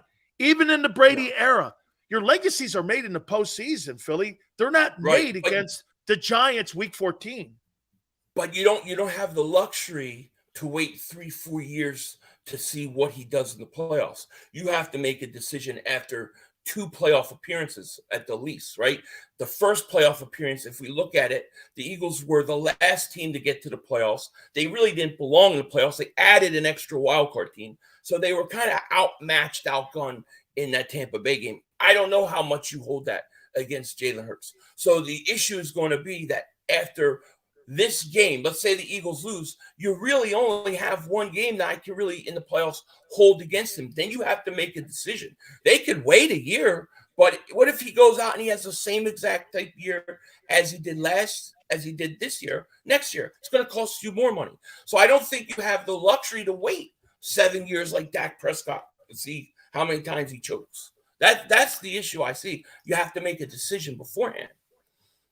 Okay, who do you want to see with all the positives heading in the right direction with the Eagles winning this game against the Giants on Saturday? Who do you want to see? Do you want to see Cowboys or do you want to see 49ers? That's hard. Look at it. Wait a minute. And folks, one of these decisions is going to make him throw up if he says it. Okay. Yeah. I mean, and the other one, he knows the team is really good. So what is this? I know. Hey, I know what you want to say. I don't know. You can say it. The thing is, I think this might surprise you. I think the Niners are the easier team to beat because the Niners. My thing is the Niners are better on both sides of the ball than Dallas. I know that. But I just have a hard time knowing what a rookie quarterback is going to do in a situation. Let's say you get a tight fourth quarter game where he's got to make throws. I don't know if he's ready for that moment. I can't possibly know. It would feel better to knock Dallas out of the playoffs. But in some ways, I would take that matchup of a conference final versus a rookie quarterback. I feel like that plays into the Eagles. I really think that this game is the Eagles' more vulnerable game. I feel like if the Eagles win this game, get momentum, I feel like whichever team comes into Philly is coming into a buzzsaw on that conference final game. But that's a hard choice because I really hate Dallas and I would love to enjoy them losing this week. So hang on here. So you're buying into Dak Prescott's performance against that shitbag Tampa? No, I don't buy into it. I thought, for weeks of saying anybody that plays the NFC South is basically getting a free pass first round of playoffs. So I don't buy into it, but I just wonder, what if this Cowboys 49ers game is close? What if it's tied 17-17, 21-21? 5-6 minutes left in the fourth quarter, and Purdy has to make throws. As a rookie, can he step up and do that? I don't know. Let me. I don't know if Dak can do it either. No, I'm with you here. Let me. Jags and Chiefs. Who you got? Chiefs. 9 points, by the way. The Chiefs are giving the Jags. I love the Jags. I love what Doug did. That was such a great comeback. I don't know that they can do that versus the Chiefs, though. I don't know if they can come back down off that high, too. That's a hard thing to do after a win like that. So I'll go Bengals Chiefs. At Bills. Bills are favored by 5.5. This is going to be, I think, a fantastic game. If Josh Allen if he's turning the ball over like he did last week, I think they're going to lose. I think Cincinnati. But I'll say Buffalo in a squeaker. Because of home Cowboys, field.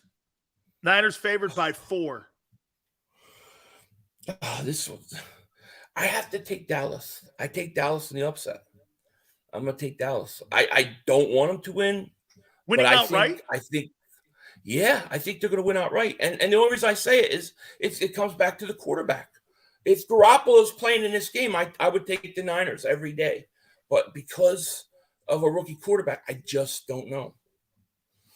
Would you take the Giants and the points against the Eagles in this game Saturday night if you're a betting man? Not an Eagle fan, but if you're a betting man. Probably. And get this. Here's the under-over, 47.5. I like the over. I like the over in that too because hey, watch this. Yeah. If everything goes right in that game, Philly, and they're patient, they get Goddard going in that game, and I'm talking the Eagles, you could beat them 30-20. You know what I mean? Right. You could see them beating them 30-20 late in that ball game, right? Yeah. Oh yeah. I think this is. I got the Eagles winning 27-23. So I have a 4-point game. I think it's gonna be about a 4-point game. I do too. So yeah. So yeah, I think it'll be close. But 7.5 points kind of surprises me, and it makes me wonder what Vegas knows. Guess what? Too, that number didn't move from Monday.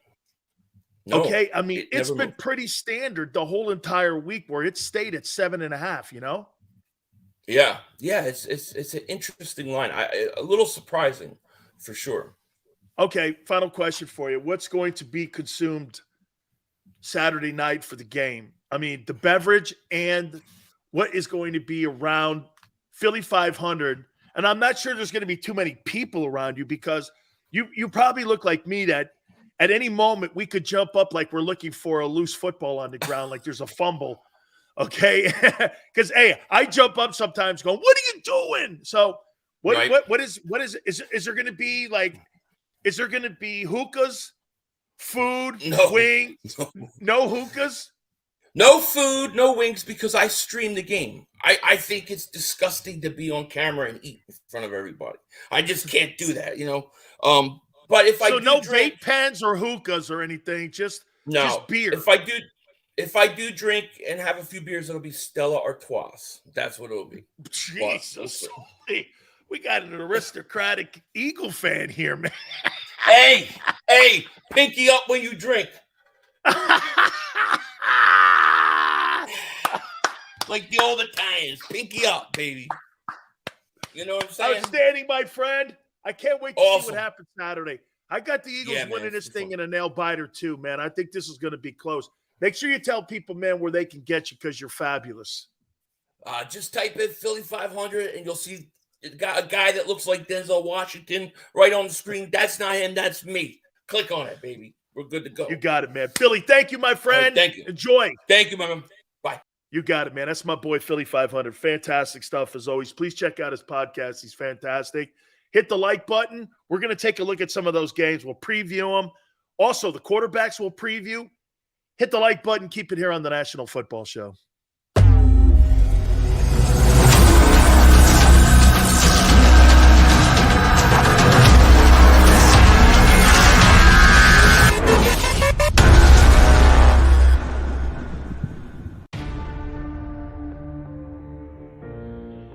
When it comes to the fight against insurance companies, large corporations, and the healthcare industry, injured victims are always the underdog.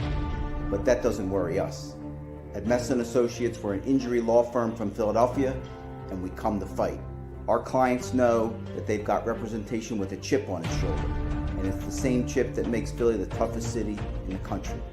Call 215-568-3500 or visit us online at messalaw.com. Messon Associates, the toughest injury firm in Philadelphia. Go for the beers, go for the cheers, go for the hit and the hits, go for the scene, go for the screens, go for the gallery, go for the win, go to Ocean.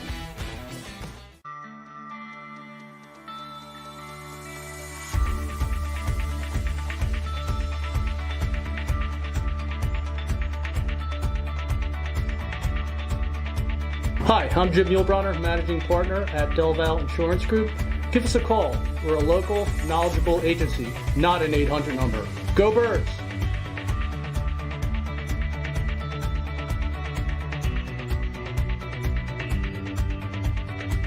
Number 1, Jeff D'Ambrosio. Destination Downingtown is rolling back prices for a December to remember. For a limited time, you can own, not lease, brand new 2023 Jeep Wranglers for only $30,995 or $339 per month. New Rams starting at only $30,995 or new Ram 1500 Bighorn Crew Cabs $189 per month. Zero down can deliver. Get the price you want, the selection you need, and the VIP treatment you deserve. Jeff D'Ambrosio, Destination Downingtown, Big Finish Sales Event.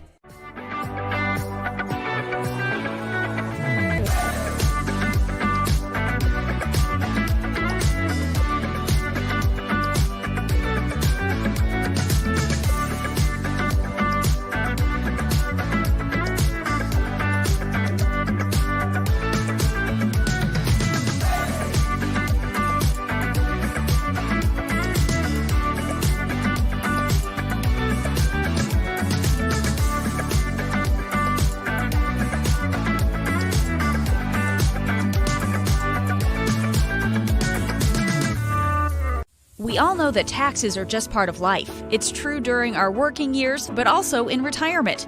But what you might not know is up to 85% of your Social Security benefits might be taxed.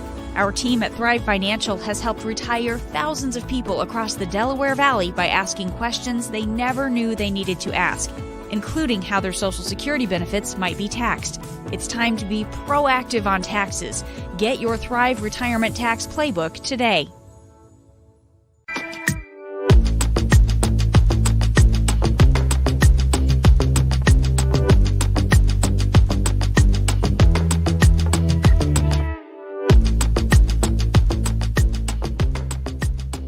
Post-game show with Seth Joyner. I knew that they had a running game. Derek Gunn. He has put in the effort. Devin Caney. Had we not won the Super Bowl, what would we be saying? And Mike Missinelli. Well, you know who Philly is. Post-game, now streaming on the 6ABC family of apps.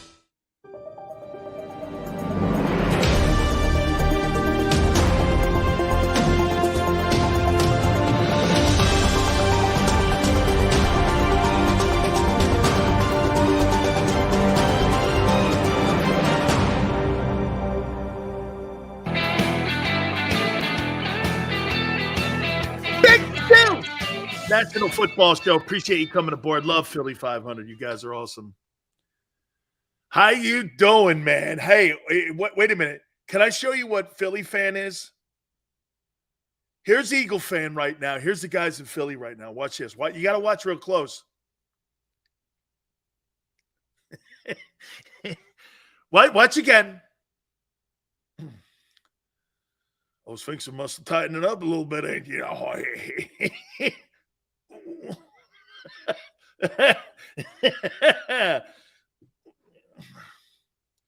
Come on, Sills, don't do that to me, man.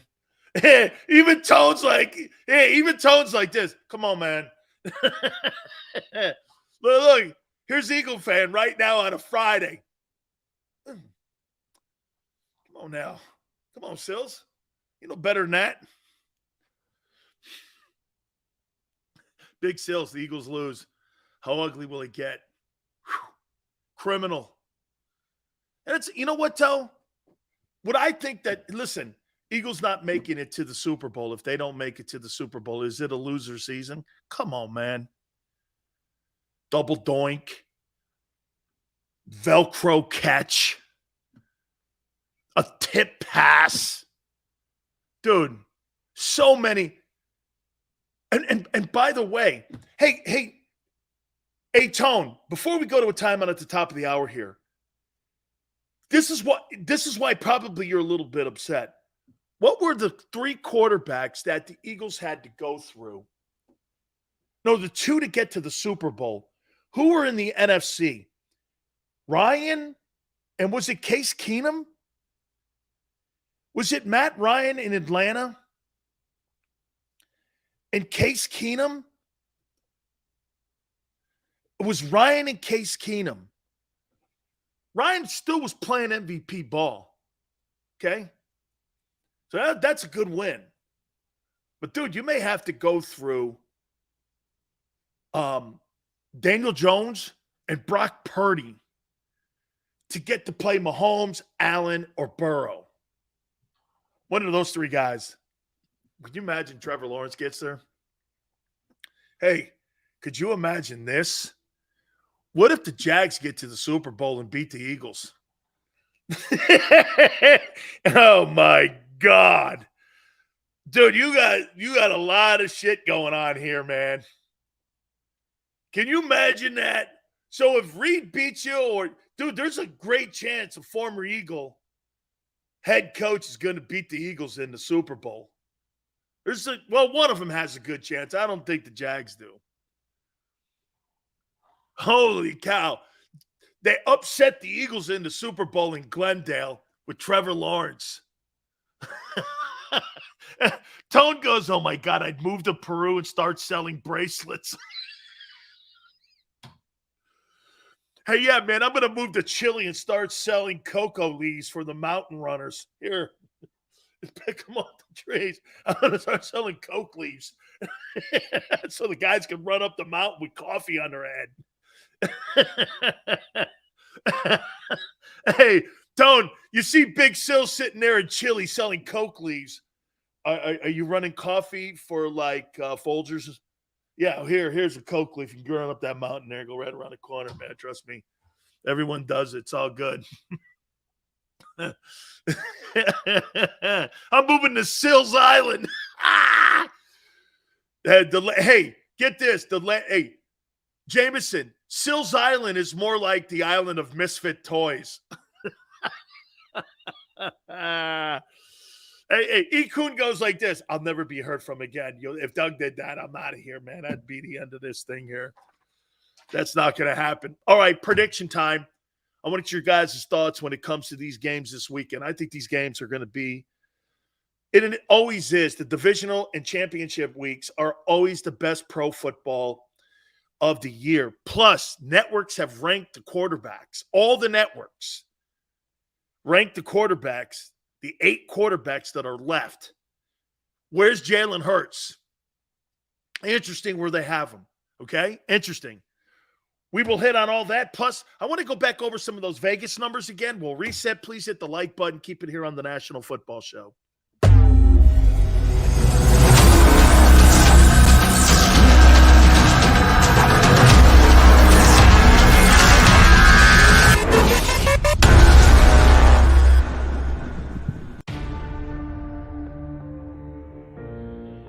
When it comes to the fight against insurance companies, large corporations, and the healthcare industry, injured victims are always the underdog. But that doesn't worry us. At Messon Associates, we're an injury law firm from Philadelphia, and we come to fight. Our clients know that they've got representation with a chip on its shoulder, and it's the same chip that makes Philly the toughest city in the country. Call 215-568-3500 or visit us online at messalaw.com. Messon Associates, the toughest injury firm in Philadelphia. Go for the beers, go for the cheers, go for the hit and the hits, go for the scene, go for the screens, go for the gallery, go for the win, go to Ocean.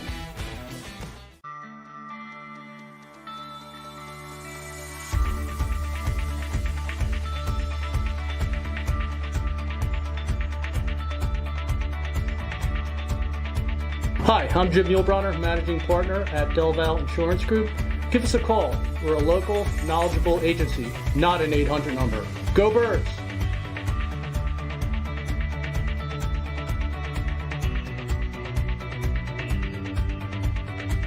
Number 1, Jeff D'Ambrosio. Destination Downingtown is rolling back prices for a December to remember. For a limited time, you can own, not lease, brand new 2023 Jeep Wranglers for only $30,995 or $339 per month. New Rams starting at only $30,995 or new Ram 1500 Bighorn Crew Cabs $189 per month. Zero down can deliver. Get the price you want, the selection you need, and the VIP treatment you deserve. Jeff D'Ambrosio, Destination Downingtown, Big Finish Sales Event.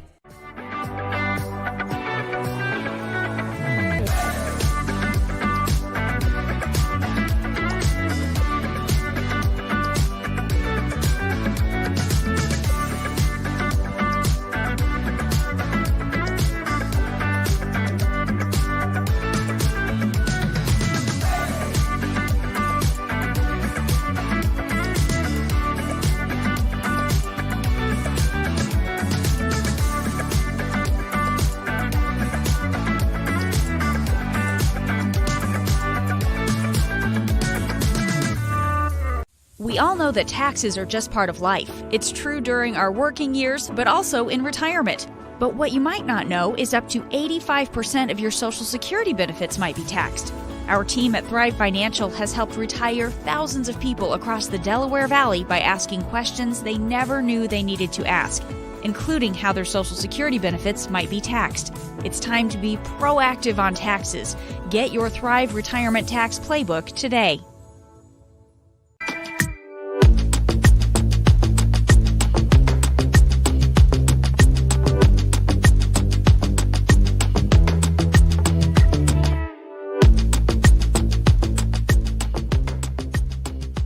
Game Show with Seth Joyner. I knew that they had a running game. Derek Gunn. He has put in the effort. Devin Caney. Had we not won the Super Bowl, what would we be saying? And Mike Missinelli. Well, you know who Philly is. Post game, now streaming on the 6ABC family of apps.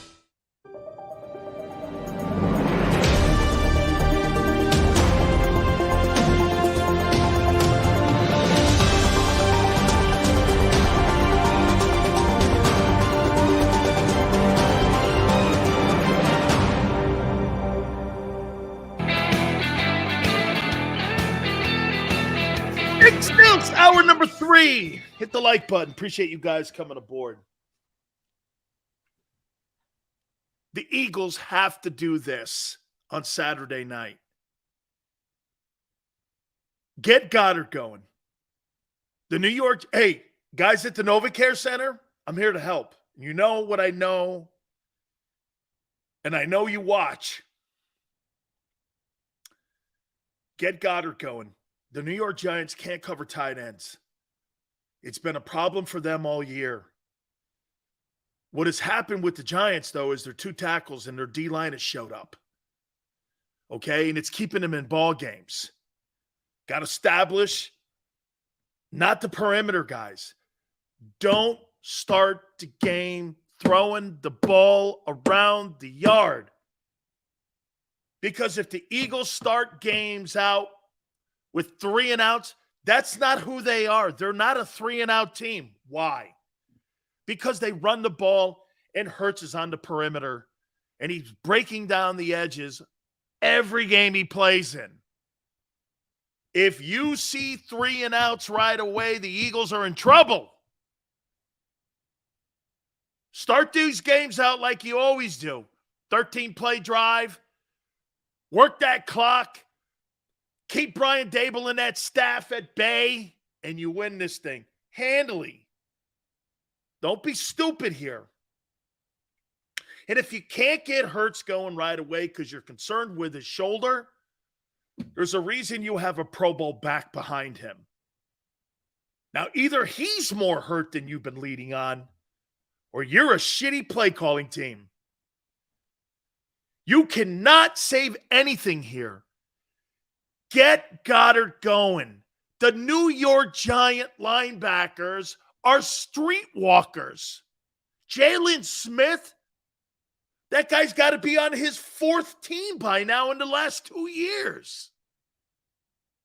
He's a streetwalker. He's not who he was led to believe, and Jerry was whatever, paying him money he didn't deserve. That guy's not a good player. 85 goes, if the secondary fails versus 2s and 3s, they got to go. Bro, that's a good point too. Man, there's nobody on that Giant offensive attack passing-wise outside of Barkley that makes me move the meter where I have to do anything different to that Giant team. But what the Eagles have to do, man, here's something else. Guys, let me put this out there to you. Do you guys believe that you have the 2 best corners in the league? Do you? Do you believe you have the 2 best tandem corners in the league? Okay? Boomer thinks Hodgins is for real. Let me see him do it again, maniac. Let me see him do it again. Dude, Minnesota makes anybody look good. Tandem, yes. Not sure. Top 5 in tandem. Okay. So let's just go with what Dank says here. Maddox, okay. Let's just go with and say this to you. Say they in the top 5 best tandem corners in the game. Let's just put it there. Why wouldn't you pressure Jones and keep him in the box and pressure him and play press coverage on the wideouts? Are you afraid those guys are going to get by? Are you afraid of any New York Giant wide receiver? Do you think any New York wide receiver can beat Slay and Bradbury? Bradbury's got an ass with the Giants. You know he's not going to just play Pro Bowl ball. Bradbury's going to play Hall of Fame football on Saturday night. He's going to want to stick it to the Giants. Okay? He's going to want to stick it to them. Why wouldn't you press cover and bring pressure on Jones? Why wouldn't you? You've got the advantage. Dude, don't let Barkley get going. If Barkley doesn't get going, Jones can't get going. Then you don't have it. Then guess what? It's 3 and outs with New York. And you're going to need probably 10 series to close out the Giants. Stop with the perimeter shit. Dude, Devontae Smith and A.J. Brown are going to be wide open in the second half. Just be patient. Just be patient. There's a reason they have a clock and it says 60 minutes. This isn't a 10-minute game. You may even be behind after the first quarter. So, you know what George Foreman used to tell me? And you've heard George Foreman say this on this show. And you know what I think of Big George. And I think a football game is a lot like a heavyweight championship fight. George used to go like this. Man, I'm not looking to win rounds. I'm looking to fight. I don't if you think that guy's up on second round. I'm going to catch up with his ass. And I'm going to put him to sleep. The Eagles have to have the same mentality as a heavyweight fighter like Foreman. Dude, Brian, don't become a counterpuncher. The Eagles in the last month, they went from being a power puncher to a counterpuncher. What happens when you're a counterpuncher and you're not the best at it? You keep your opponent in the game. But when you throw haymakers and you're a knockout artist, hey, man, you keep peppering me, I'm going to catch up with you, and you're going to eat one. That's what Tyson used to do. They used to sit there and try to jab with Tyson. Tyson, get inside on you, man. From 83 to 87, Tyson was a monster, man. Part animal and part man. He got inside on you, you could hit him, but once he tagged you, it was lights out. Don't panic early. This coaching staff, because you know what? I'll tell you what, those 2,000 K wideouts, you know what makes it happen? Hey, we got to throw the ball now. That's not what you do good. Let me back up. That's not what you do best. Your game plan is all of it. RPO is who you are. I think that ownership, man, hates that they're labeled that. And they're not like Mahomes or Burrow or any of these other guys. I think they hate that tag. Who gives a shit? They care more about looking. Watch this. Do you guys think this is fair on how Howie and Jeffrey Lurie look at the Eagles? They would rather look like the Chiefs than look with an RPO 14-3. You think that's fair? They'd rather look like the Chiefs or the Bills or teams that throw the ball a lot than be 14-3.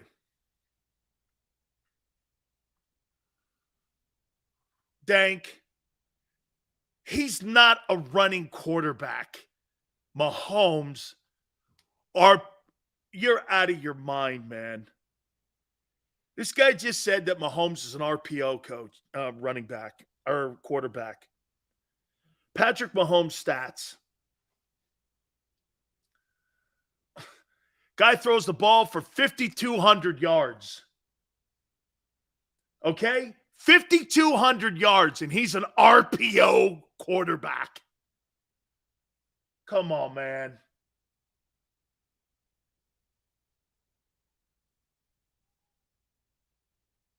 I'll tell you what, though, Dank. Hey, Dank, I'll tell you what. 350 yards is more than I thought he had. Dank, that's more than I thought. Dank, that's more than I thought. Dank, I'm going to walk back a little bit. And he had 4 TDs rushing. Dank, that's more than I thought. You're not, okay? That's more than I thought. For a guy that broke the single season passing mark, it's Dank. It's a good get, Dank. Okay? Dank, you're all right there, man. 400 yards rushing, 358s, 4 touchdowns. I thought it was more like 200. That's not bad, Dank. Okay? It's not. You're you're kind of there. That's a lot of yards. I think we're kind of shocked, aren't you? I mean, almost 400 yards rushing. That's a lot. Okay? That's the problem. You can't eat if you keep looking at someone else's plate.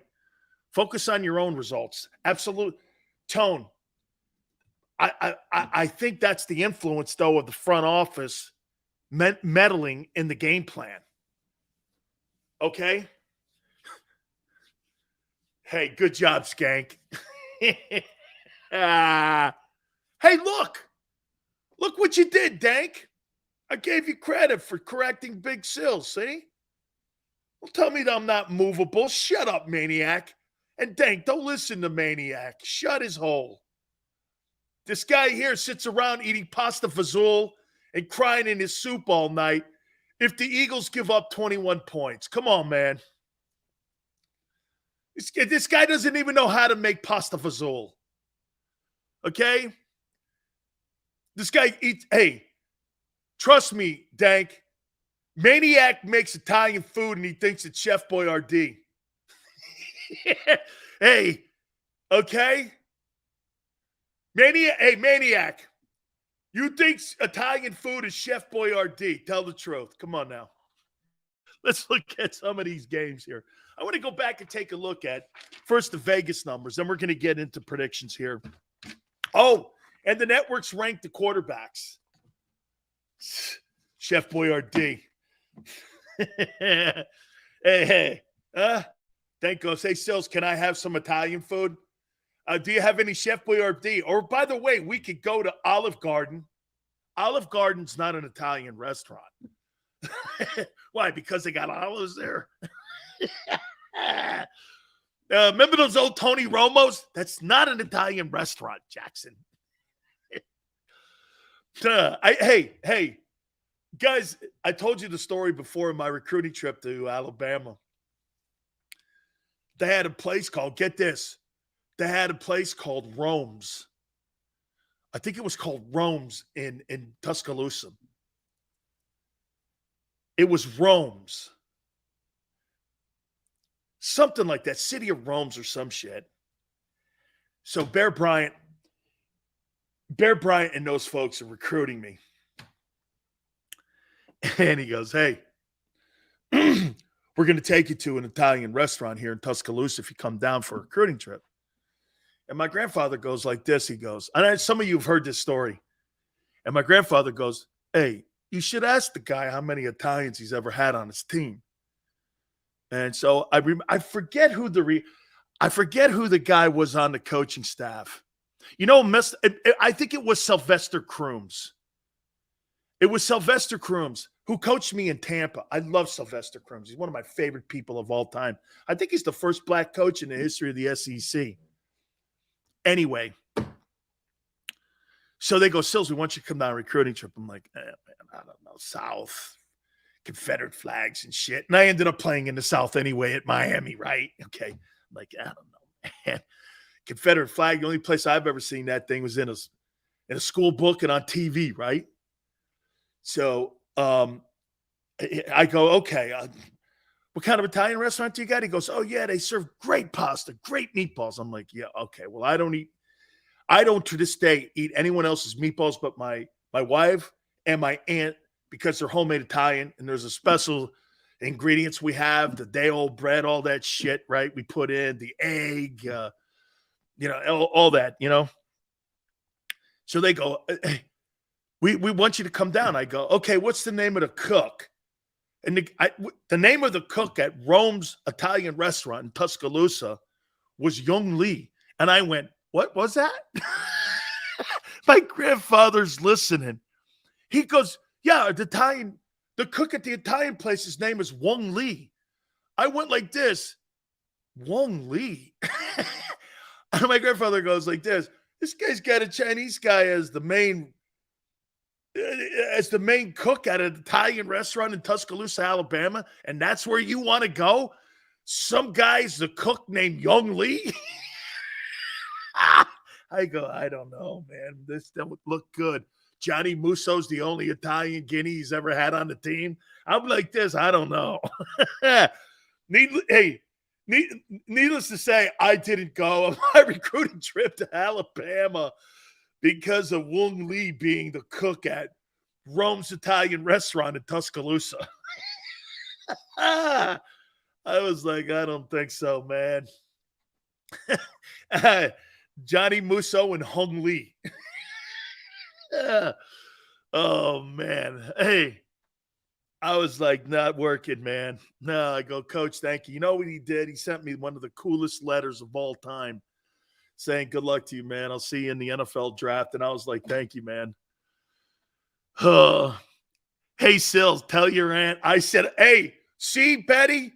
He likes you. He hates me. See? I'll bet. I'm gonna make my aunt watches the show religiously, and she reads all of your comments, just so you know. And she gives me shit for pissing you off. Do you understand that? She gives me shit, not you. Me. And Betty gives me shit because I aggravate you guys. It's crazy. My wife gives me shit because I aggravate. Let me tell you this. So I went up a couple of minutes ago. My wife goes, why are you being an asshole? I go like, really? She goes, you're the most aggravating person at times I've ever known. Oh, maniac. It's never ending, man. But it's always been like this way. Hey, Betty sounds like she's on point. Okay, Des. Just so you know, when I used to come home from my college or the NFL or whatever league I was playing ball in, here's my grandfather. Watch this. Sitting at the dinner table. My aunt's going to laugh her ass off when I say this. Watch this. Hey, Dan, just being Dan. Watch it. Here's my grandfather.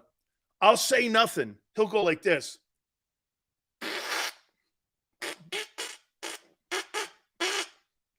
And I'll sit there and I'll go, okay, what's this? He goes, I'm waiting for you to start blowing your horn. I'm waiting for you to start blowing your horn. My grandfather used to do this at the dinner table to me.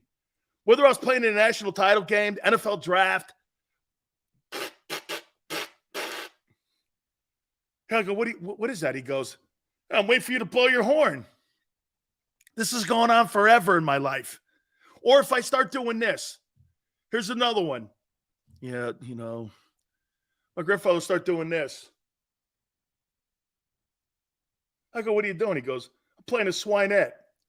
A swinette? He goes, yeah, it's 3 hairs on a pig's ass. I don't want to hear you crying anymore. He's crying. Oh. So just so you know, I get shit. Here, my aunt calls me at around 7:30 on the screws every single day. You know, here's how she'll do it too after you guys. She'll think that I'm like aggravating you guys.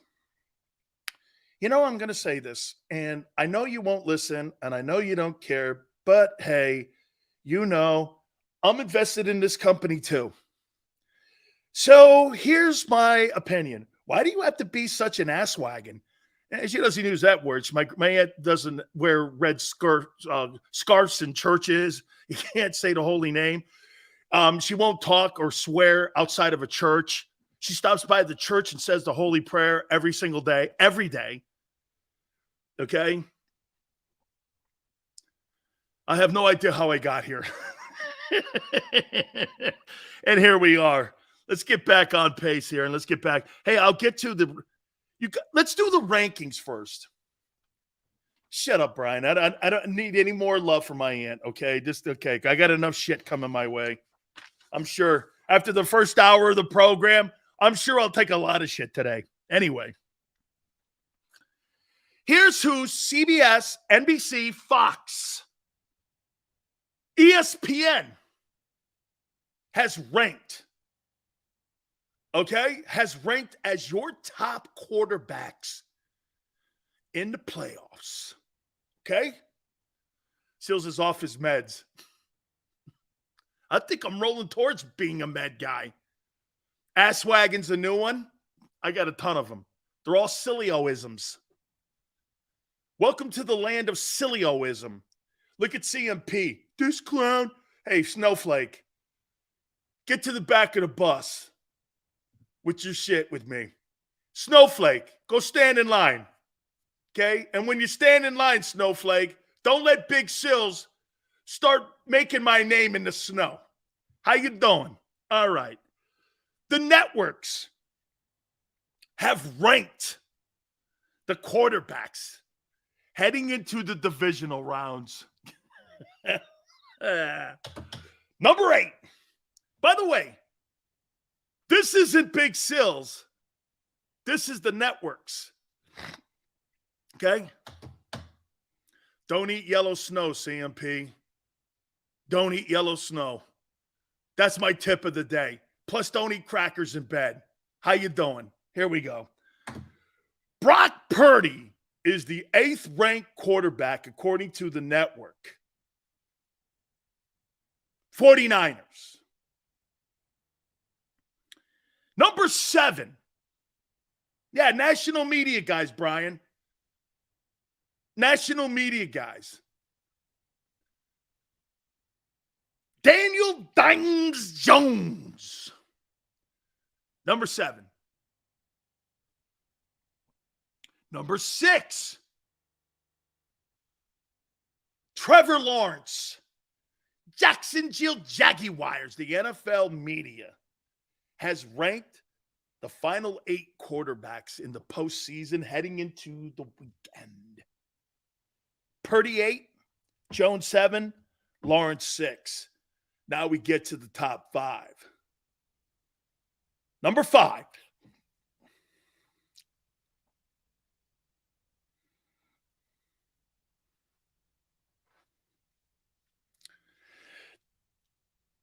Dak is back. Dak Prescott is number 5 on this list. Number 4, the remaining 8 quarterbacks in the NFL heading into the divisional round. I'm surprised too. Hey, returns, I'm surprised too. The way they kissed the ass of the Cowboys, I'm surprised Dak ain't higher. Okay? Number 4, the man from the city of brotherly love, Jalen Hurts.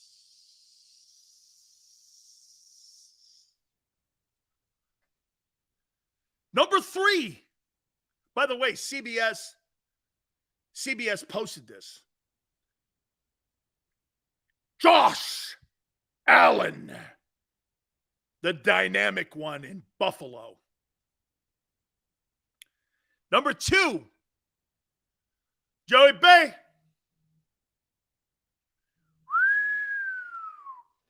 Joey B, baby.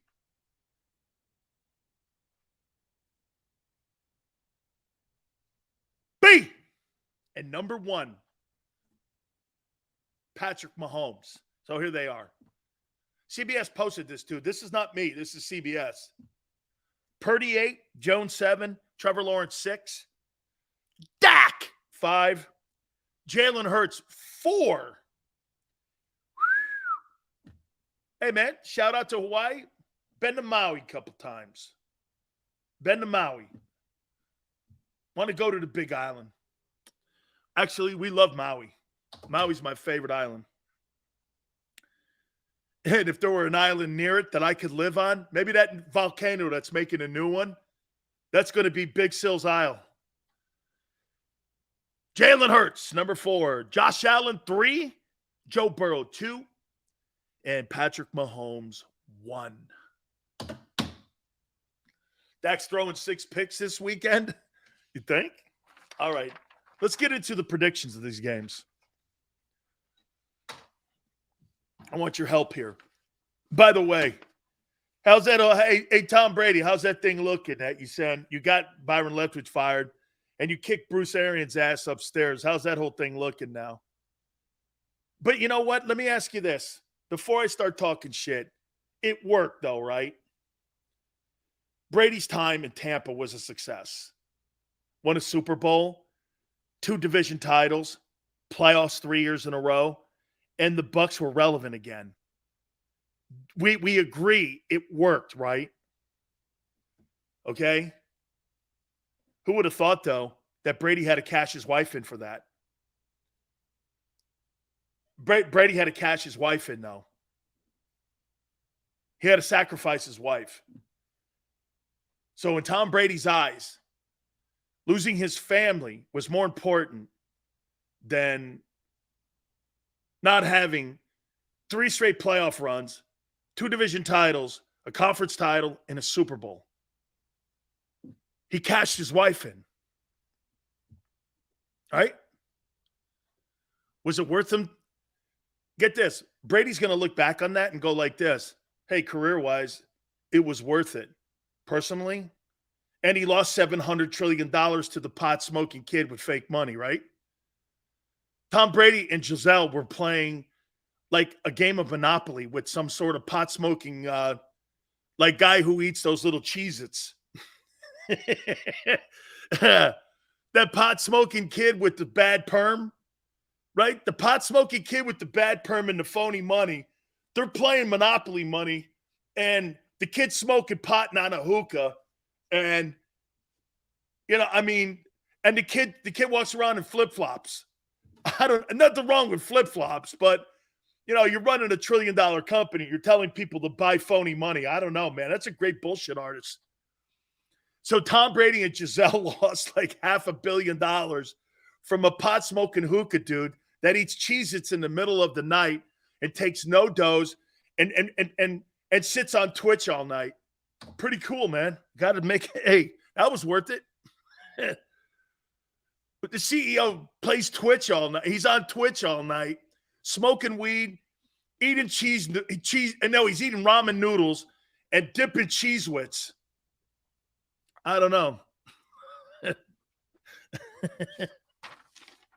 I don't know where the money is. Hey, I wish I could tell my creditors that. Hey, Sills, where's the? I don't know, man. It's somewhere in space.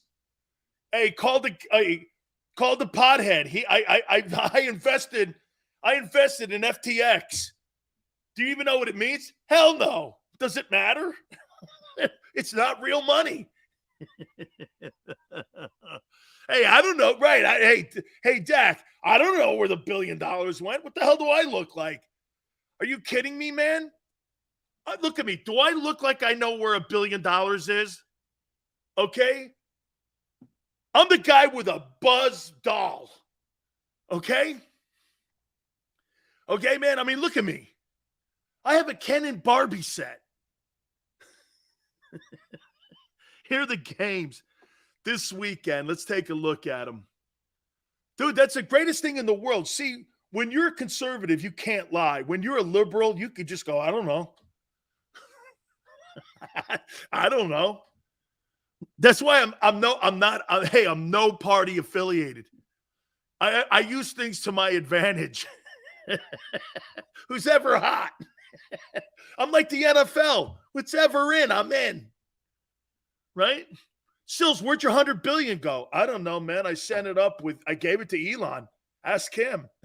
It's in some sort of satellite over Ukraine. I don't know. Cash is king. Straight cash, homie. Yeah, that's right. Hey, no wonder those folks at New Jack got pissed off. Straight cash, homie. Yeah, Big Sills don't deal. Hey, I got a place called Consolidated Garbage. We don't take checks, and there's no refunds. And you know what? My family and I play a game. You know what my company name is in Consolidated Garbage? It's Vito and Affirmo.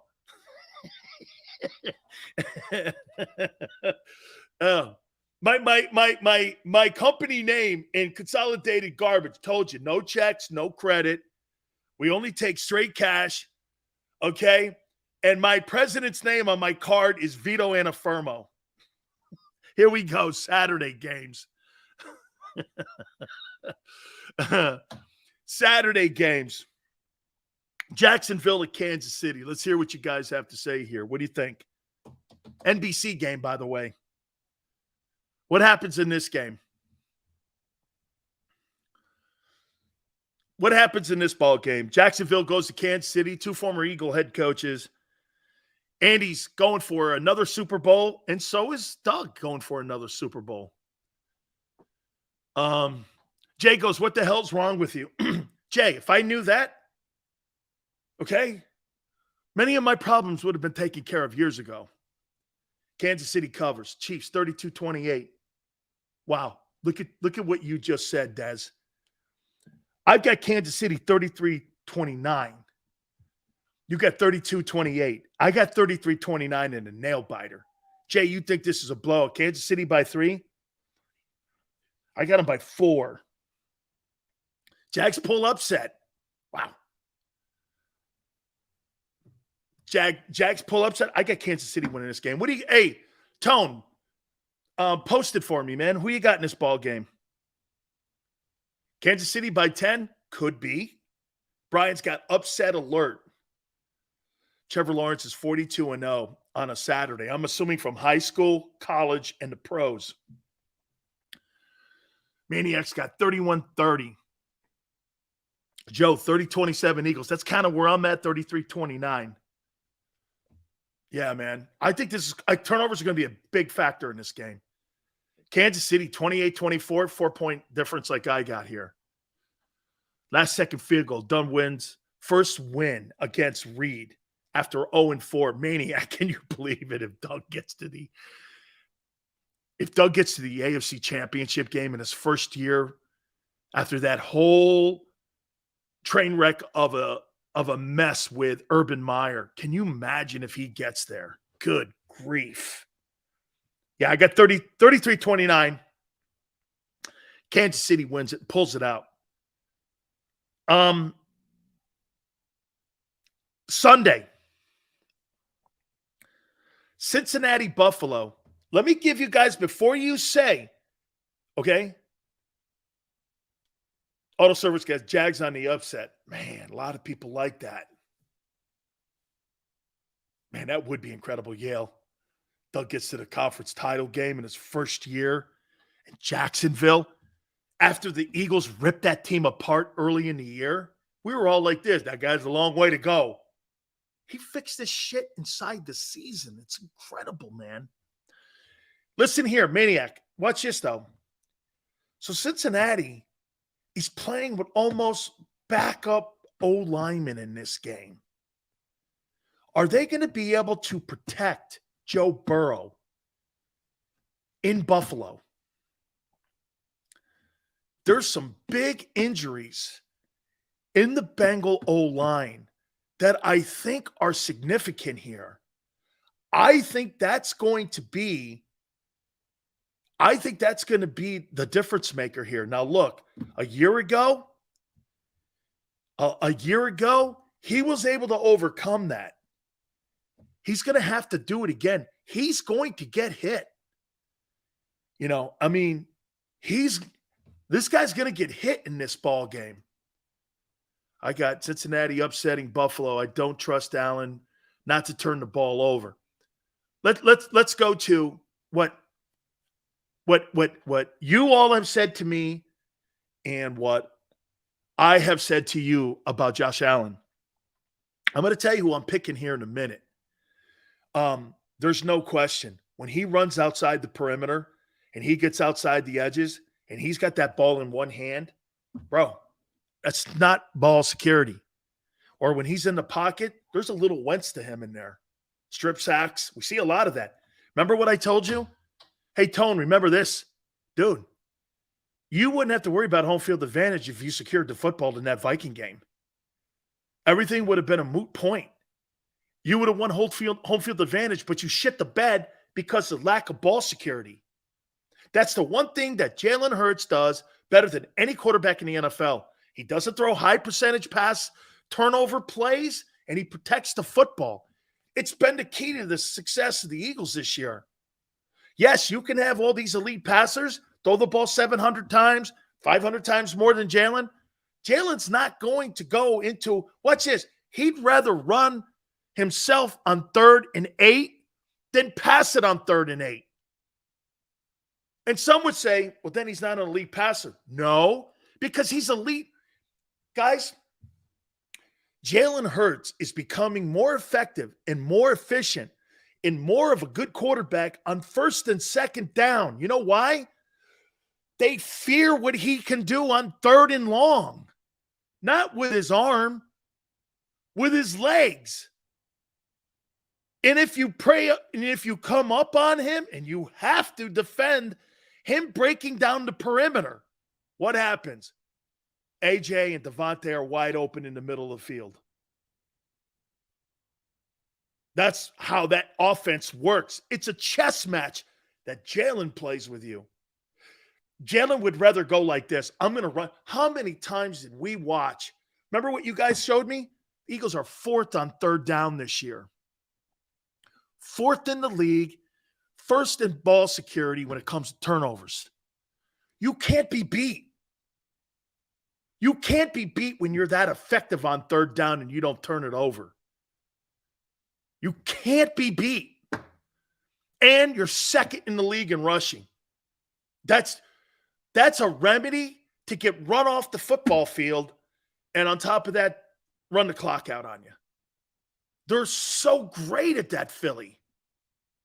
Allen's not. Look, his arm is amazing. His ability to throw the ball, he runs like Andrew Luck. I have a problem with that because Luck had a 7-year career. He was out of the league in 7 years. He's rolling towards that himself. So, by the way, he's 14-3. Remember something, Tone. We're not talking about a guy's 9-7 here. With the playoff win, he's 14-3. He's got 17 touchdowns. Even with the turnovers he had in that last game, his turnover differential to touchdowns is 17-3. It's the highest in NFL history. Skylar Thompson, though, almost beat him. Skylar Thompson, it sounds like that guy should be on table 9 at the $1 Million Saloon in Dallas stripping on table 7. Tyler Thompson? It's a stripper's name. And he almost beat him. The key is going to be if Cincinnati can protect Joe. If they can, there is an upset here. There is an upset here. Okay? Dude, he's so gifted. Ken Dorsey's got to keep an eye on this. I've got Buffalo winning this game 34-31. I think it's going to be a shootout. Nobody's going to be out of the game. You know, it could be like a 27-7 halftime game. Don't turn the channel. It's a CBS game. Don't turn the channel because these teams are going to come back on one another here, and it's going to be a fourth quarter high-scoring football game. Close game. I think 34-31 Buffalo, they pull it out because they're at home. By the way, that kid Hines in special teams is spectacular. I can't believe he didn't make the All-Pro team. I mean, every time I watch the Buffalo Bills, this guy's giving them good field position or scoring touchdowns. He's a great special teams player. I'd love to have him in Philly. Dallas, San Francisco. What do you got? It's a Fox game, by the way, and it's the Sunday night game. You know what really sucks about this? So you have the biggest media market in the entire country in New York, and Philly, the best team in the NFC, and you put them on a Saturday night so that you could put the Cowboys and the Niners on at primetime Sunday night, giving them the opportunity to have the most visibility and the biggest rated game of the weekend. It shows you what Fox thinks of you. You're the better team. You've been that way all year. But once again, they don't want you in the Super Bowl. They want the Cowboys in the Super Bowl. You know why they put the Cowboys on Sunday night? Because they don't believe the Cowboys are going to go past this game here with San Francisco. That's why. Okay? So they're going to maximize the ratings for the Cowboys. They're maximizing the ratings for the Cowboys as much as they possibly can. And I know you guys in Philly don't give a shit about that, but it's just such a slap in the face. You know, I was always taught if you were on the best team, didn't you get the best primetime spots?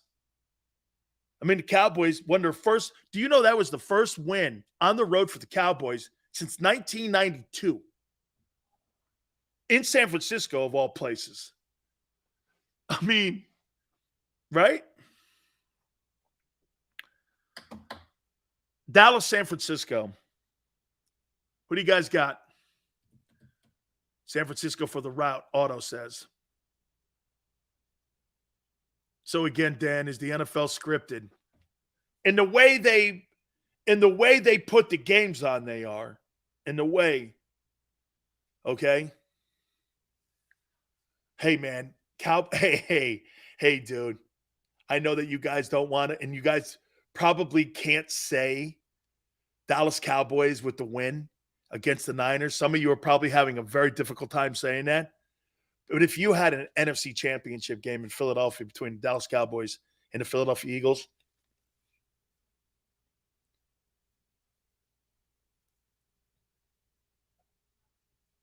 I think 50 million plus people would watch that. I think there'd be 50 million people. It'd be a great moment for Jalen. It would be 50 million people north of that. 30 million watch that train wreck of a game on Monday night. I mean, you could have 55 million, something like 50, 55 million people. 30.6 watch that game Monday night. You got Cowboys and Eagles. Man, okay. I've got San Francisco winning 27-26. I want to see Dallas do it again. I trust Jalen Hurts 5 times more than I trust Dak. I want to see Dak do it again. Hey, Dak may have had a great playoff moment. You hear me? Moment. But he hasn't had a great postseason ever. Okay? Jalen Hurts is still infantile. You can't judge a dude off of one game. 0-1, so. Okay? Look at Elway.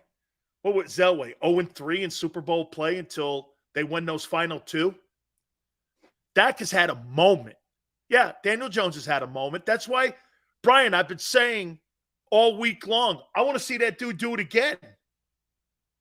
I want to see him do it again. It was a brilliant game. But I want to see him do it again. Okay? And by the way, Brock Purdy's also. Dude, surely the magic runs out of the hourglass eventually. Or is this thing going to be a Nick Foles? So you trust Hurts over Dak? Absolutely. Dak? Dak blows out a shitty team that shouldn't even been in the postseason. And Jalen's on the best team in the NFL right now. Come on, man. Hey, as much as I'm critical of things, you got to look and you got to speak the truth. 27-26. Hit the like button. Keep it here.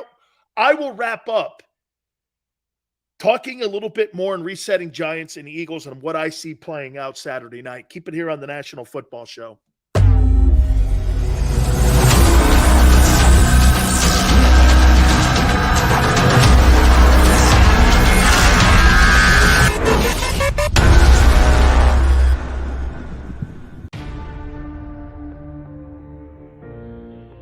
When it comes to the fight against insurance companies, large corporations, and the healthcare industry, injured victims are always the underdog. But that doesn't worry us. At Messon Associates, we're an injury law firm from Philadelphia, and we come to fight. Our clients know that they've got representation with a chip on its shoulder, and it's the same chip that makes Philly the toughest city in the country. Call 215-568-3500 or visit us online at messalaw.com. Messon Associates, the toughest injury firm in Philadelphia. Go for the beers, go for the cheers, go for the hit and the hits, go for the scene, go for the screens, go for the gallery, go for the win, go to Ocean.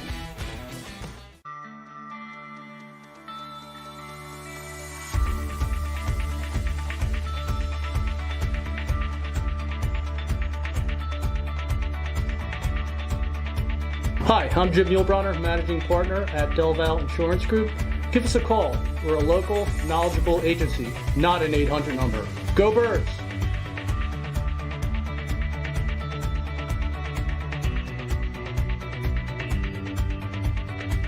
Number 1, Jeff D'Ambrosio. Destination Downingtown is rolling back prices for a December to remember. For a limited time, you can own, not lease, brand new 2023 Jeep Wranglers for only $30,995 or $339 per month. New Rams starting at only $30,995 or new Ram 1500 Bighorn Crew Cabs $189 per month. Zero down can deliver. Get the price you want, the selection you need, and the VIP treatment you deserve. Jeff D'Ambrosio, Destination Downingtown, Big Finish Sales Event.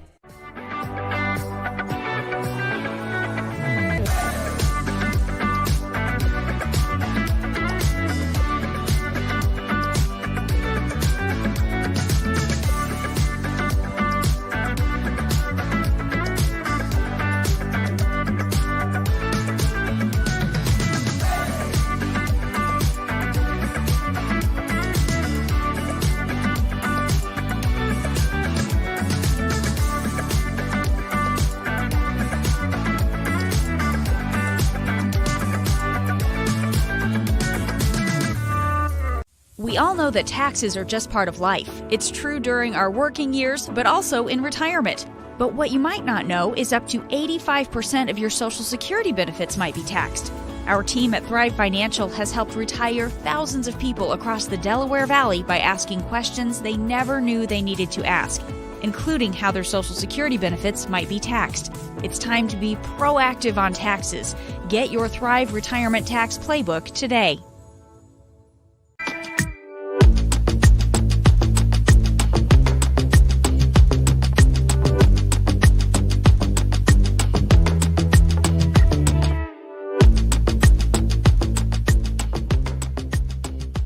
Game Show with Seth Joyner. I knew that they had a running game. Derek Gunn. He has put in the effort. Devin Caney. Had we not won the Super Bowl, what would we be saying? And Mike Missinelli. Well, you know who Philly is. Post game, now streaming on the 6ABC family of apps.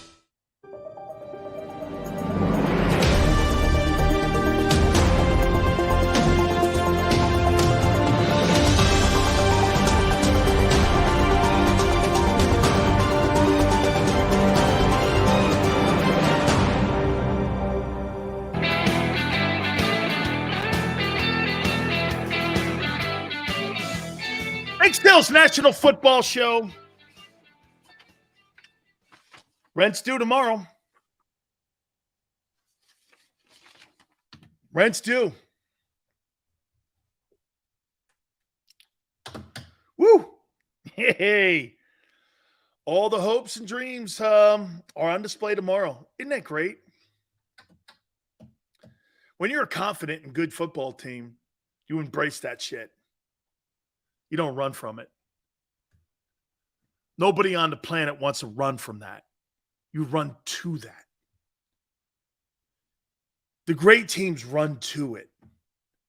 Let's go play 60 minutes of football, man. Let's go out and let's prove to everyone who we are. See, I think the Eagles have a chip on their shoulder. Great regular season record. Quarterback's a dual threat guy. Nobody's talking to Philly about a contract extension yet. I'm not saying they won't. Can he do it? Sucked last year against the Bucs. I'd go from that angle. I wouldn't come from the angle, hey, they're all going to give us their A game. That's expected. You're the best roster. And I get this. You know what's not changed here for me? From the first game of the season to right now, I've always told you this. And every one of you out there can say this. You may not have the best roster, but you have the deepest. And you are going to have the war of attrition on your side all year. Did that pan out? Correct. What has happened is players like Hassan Reddick, James Bradbury, CJ had career years. Do you understand free agents don't have career years in their first stop? How many times have you seen guys go to new places and you're like, man, like when you watch Odell Beckham go to Cleveland, think he played well there? Right? Every single time a free agent goes somewhere, you never go like that. That's what made Tom Brady what he did. This guy wins a Super Bowl on a Zoom call.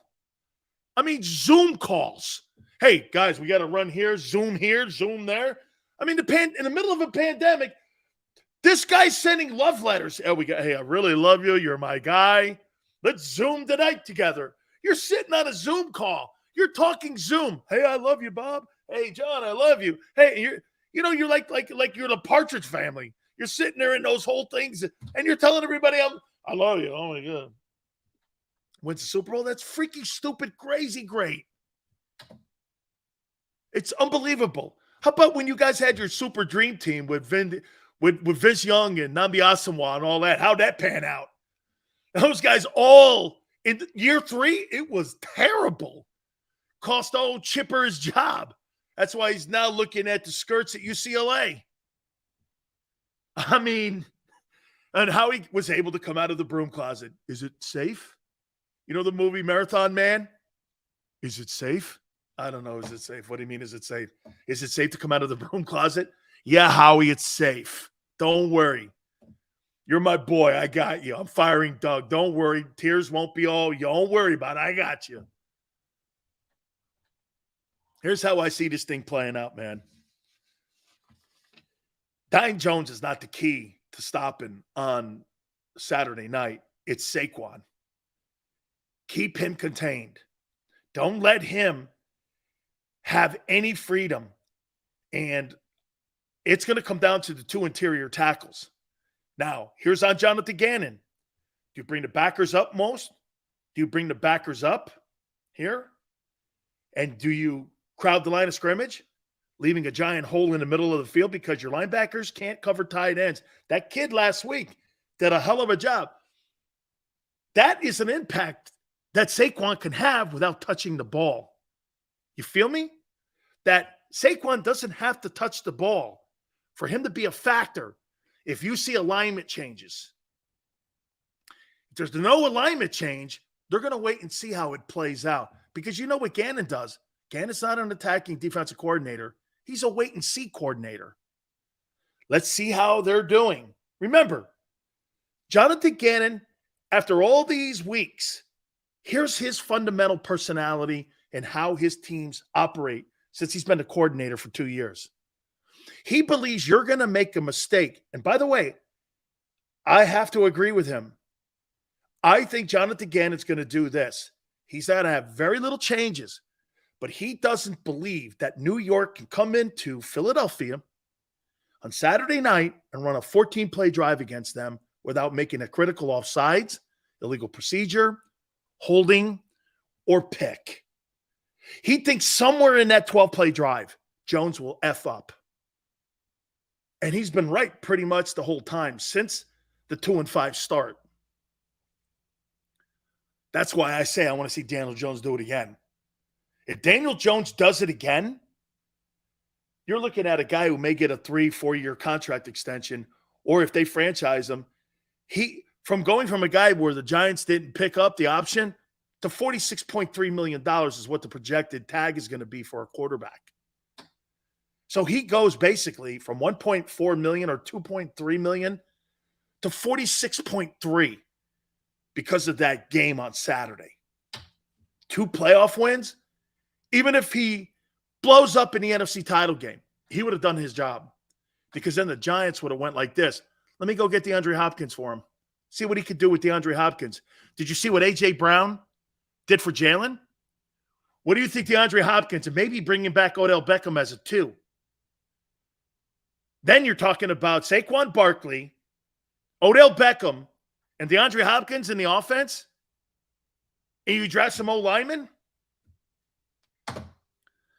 I got the Eagles 30-28 in this ball game. I think they win it, just like they did in 17 in a close one. Then it's going to be the 49ers, in my opinion, in the NFC title game at Lincoln Financial next weekend. And what a moment that's going to be. I can't wait for Monday. I can't wait for Saturday. It's going to be a championship weekend. God bless all of you. I got Xander in my prayers with his puppy, man. I'm an animal guy out the wazoo. So, hey, man. Hey, Xander, if you're watching, man, you know how much I love you. Tone, You are my Mariano Rivera. You are great. You have passion for what you do. God bless. I'm so privileged to have you with us here each and every single time when you're here with us and when you step in with us. We love all you guys. Have a great weekend. We'll see you Monday going 3 to 6, and we'll catch you on the flip side.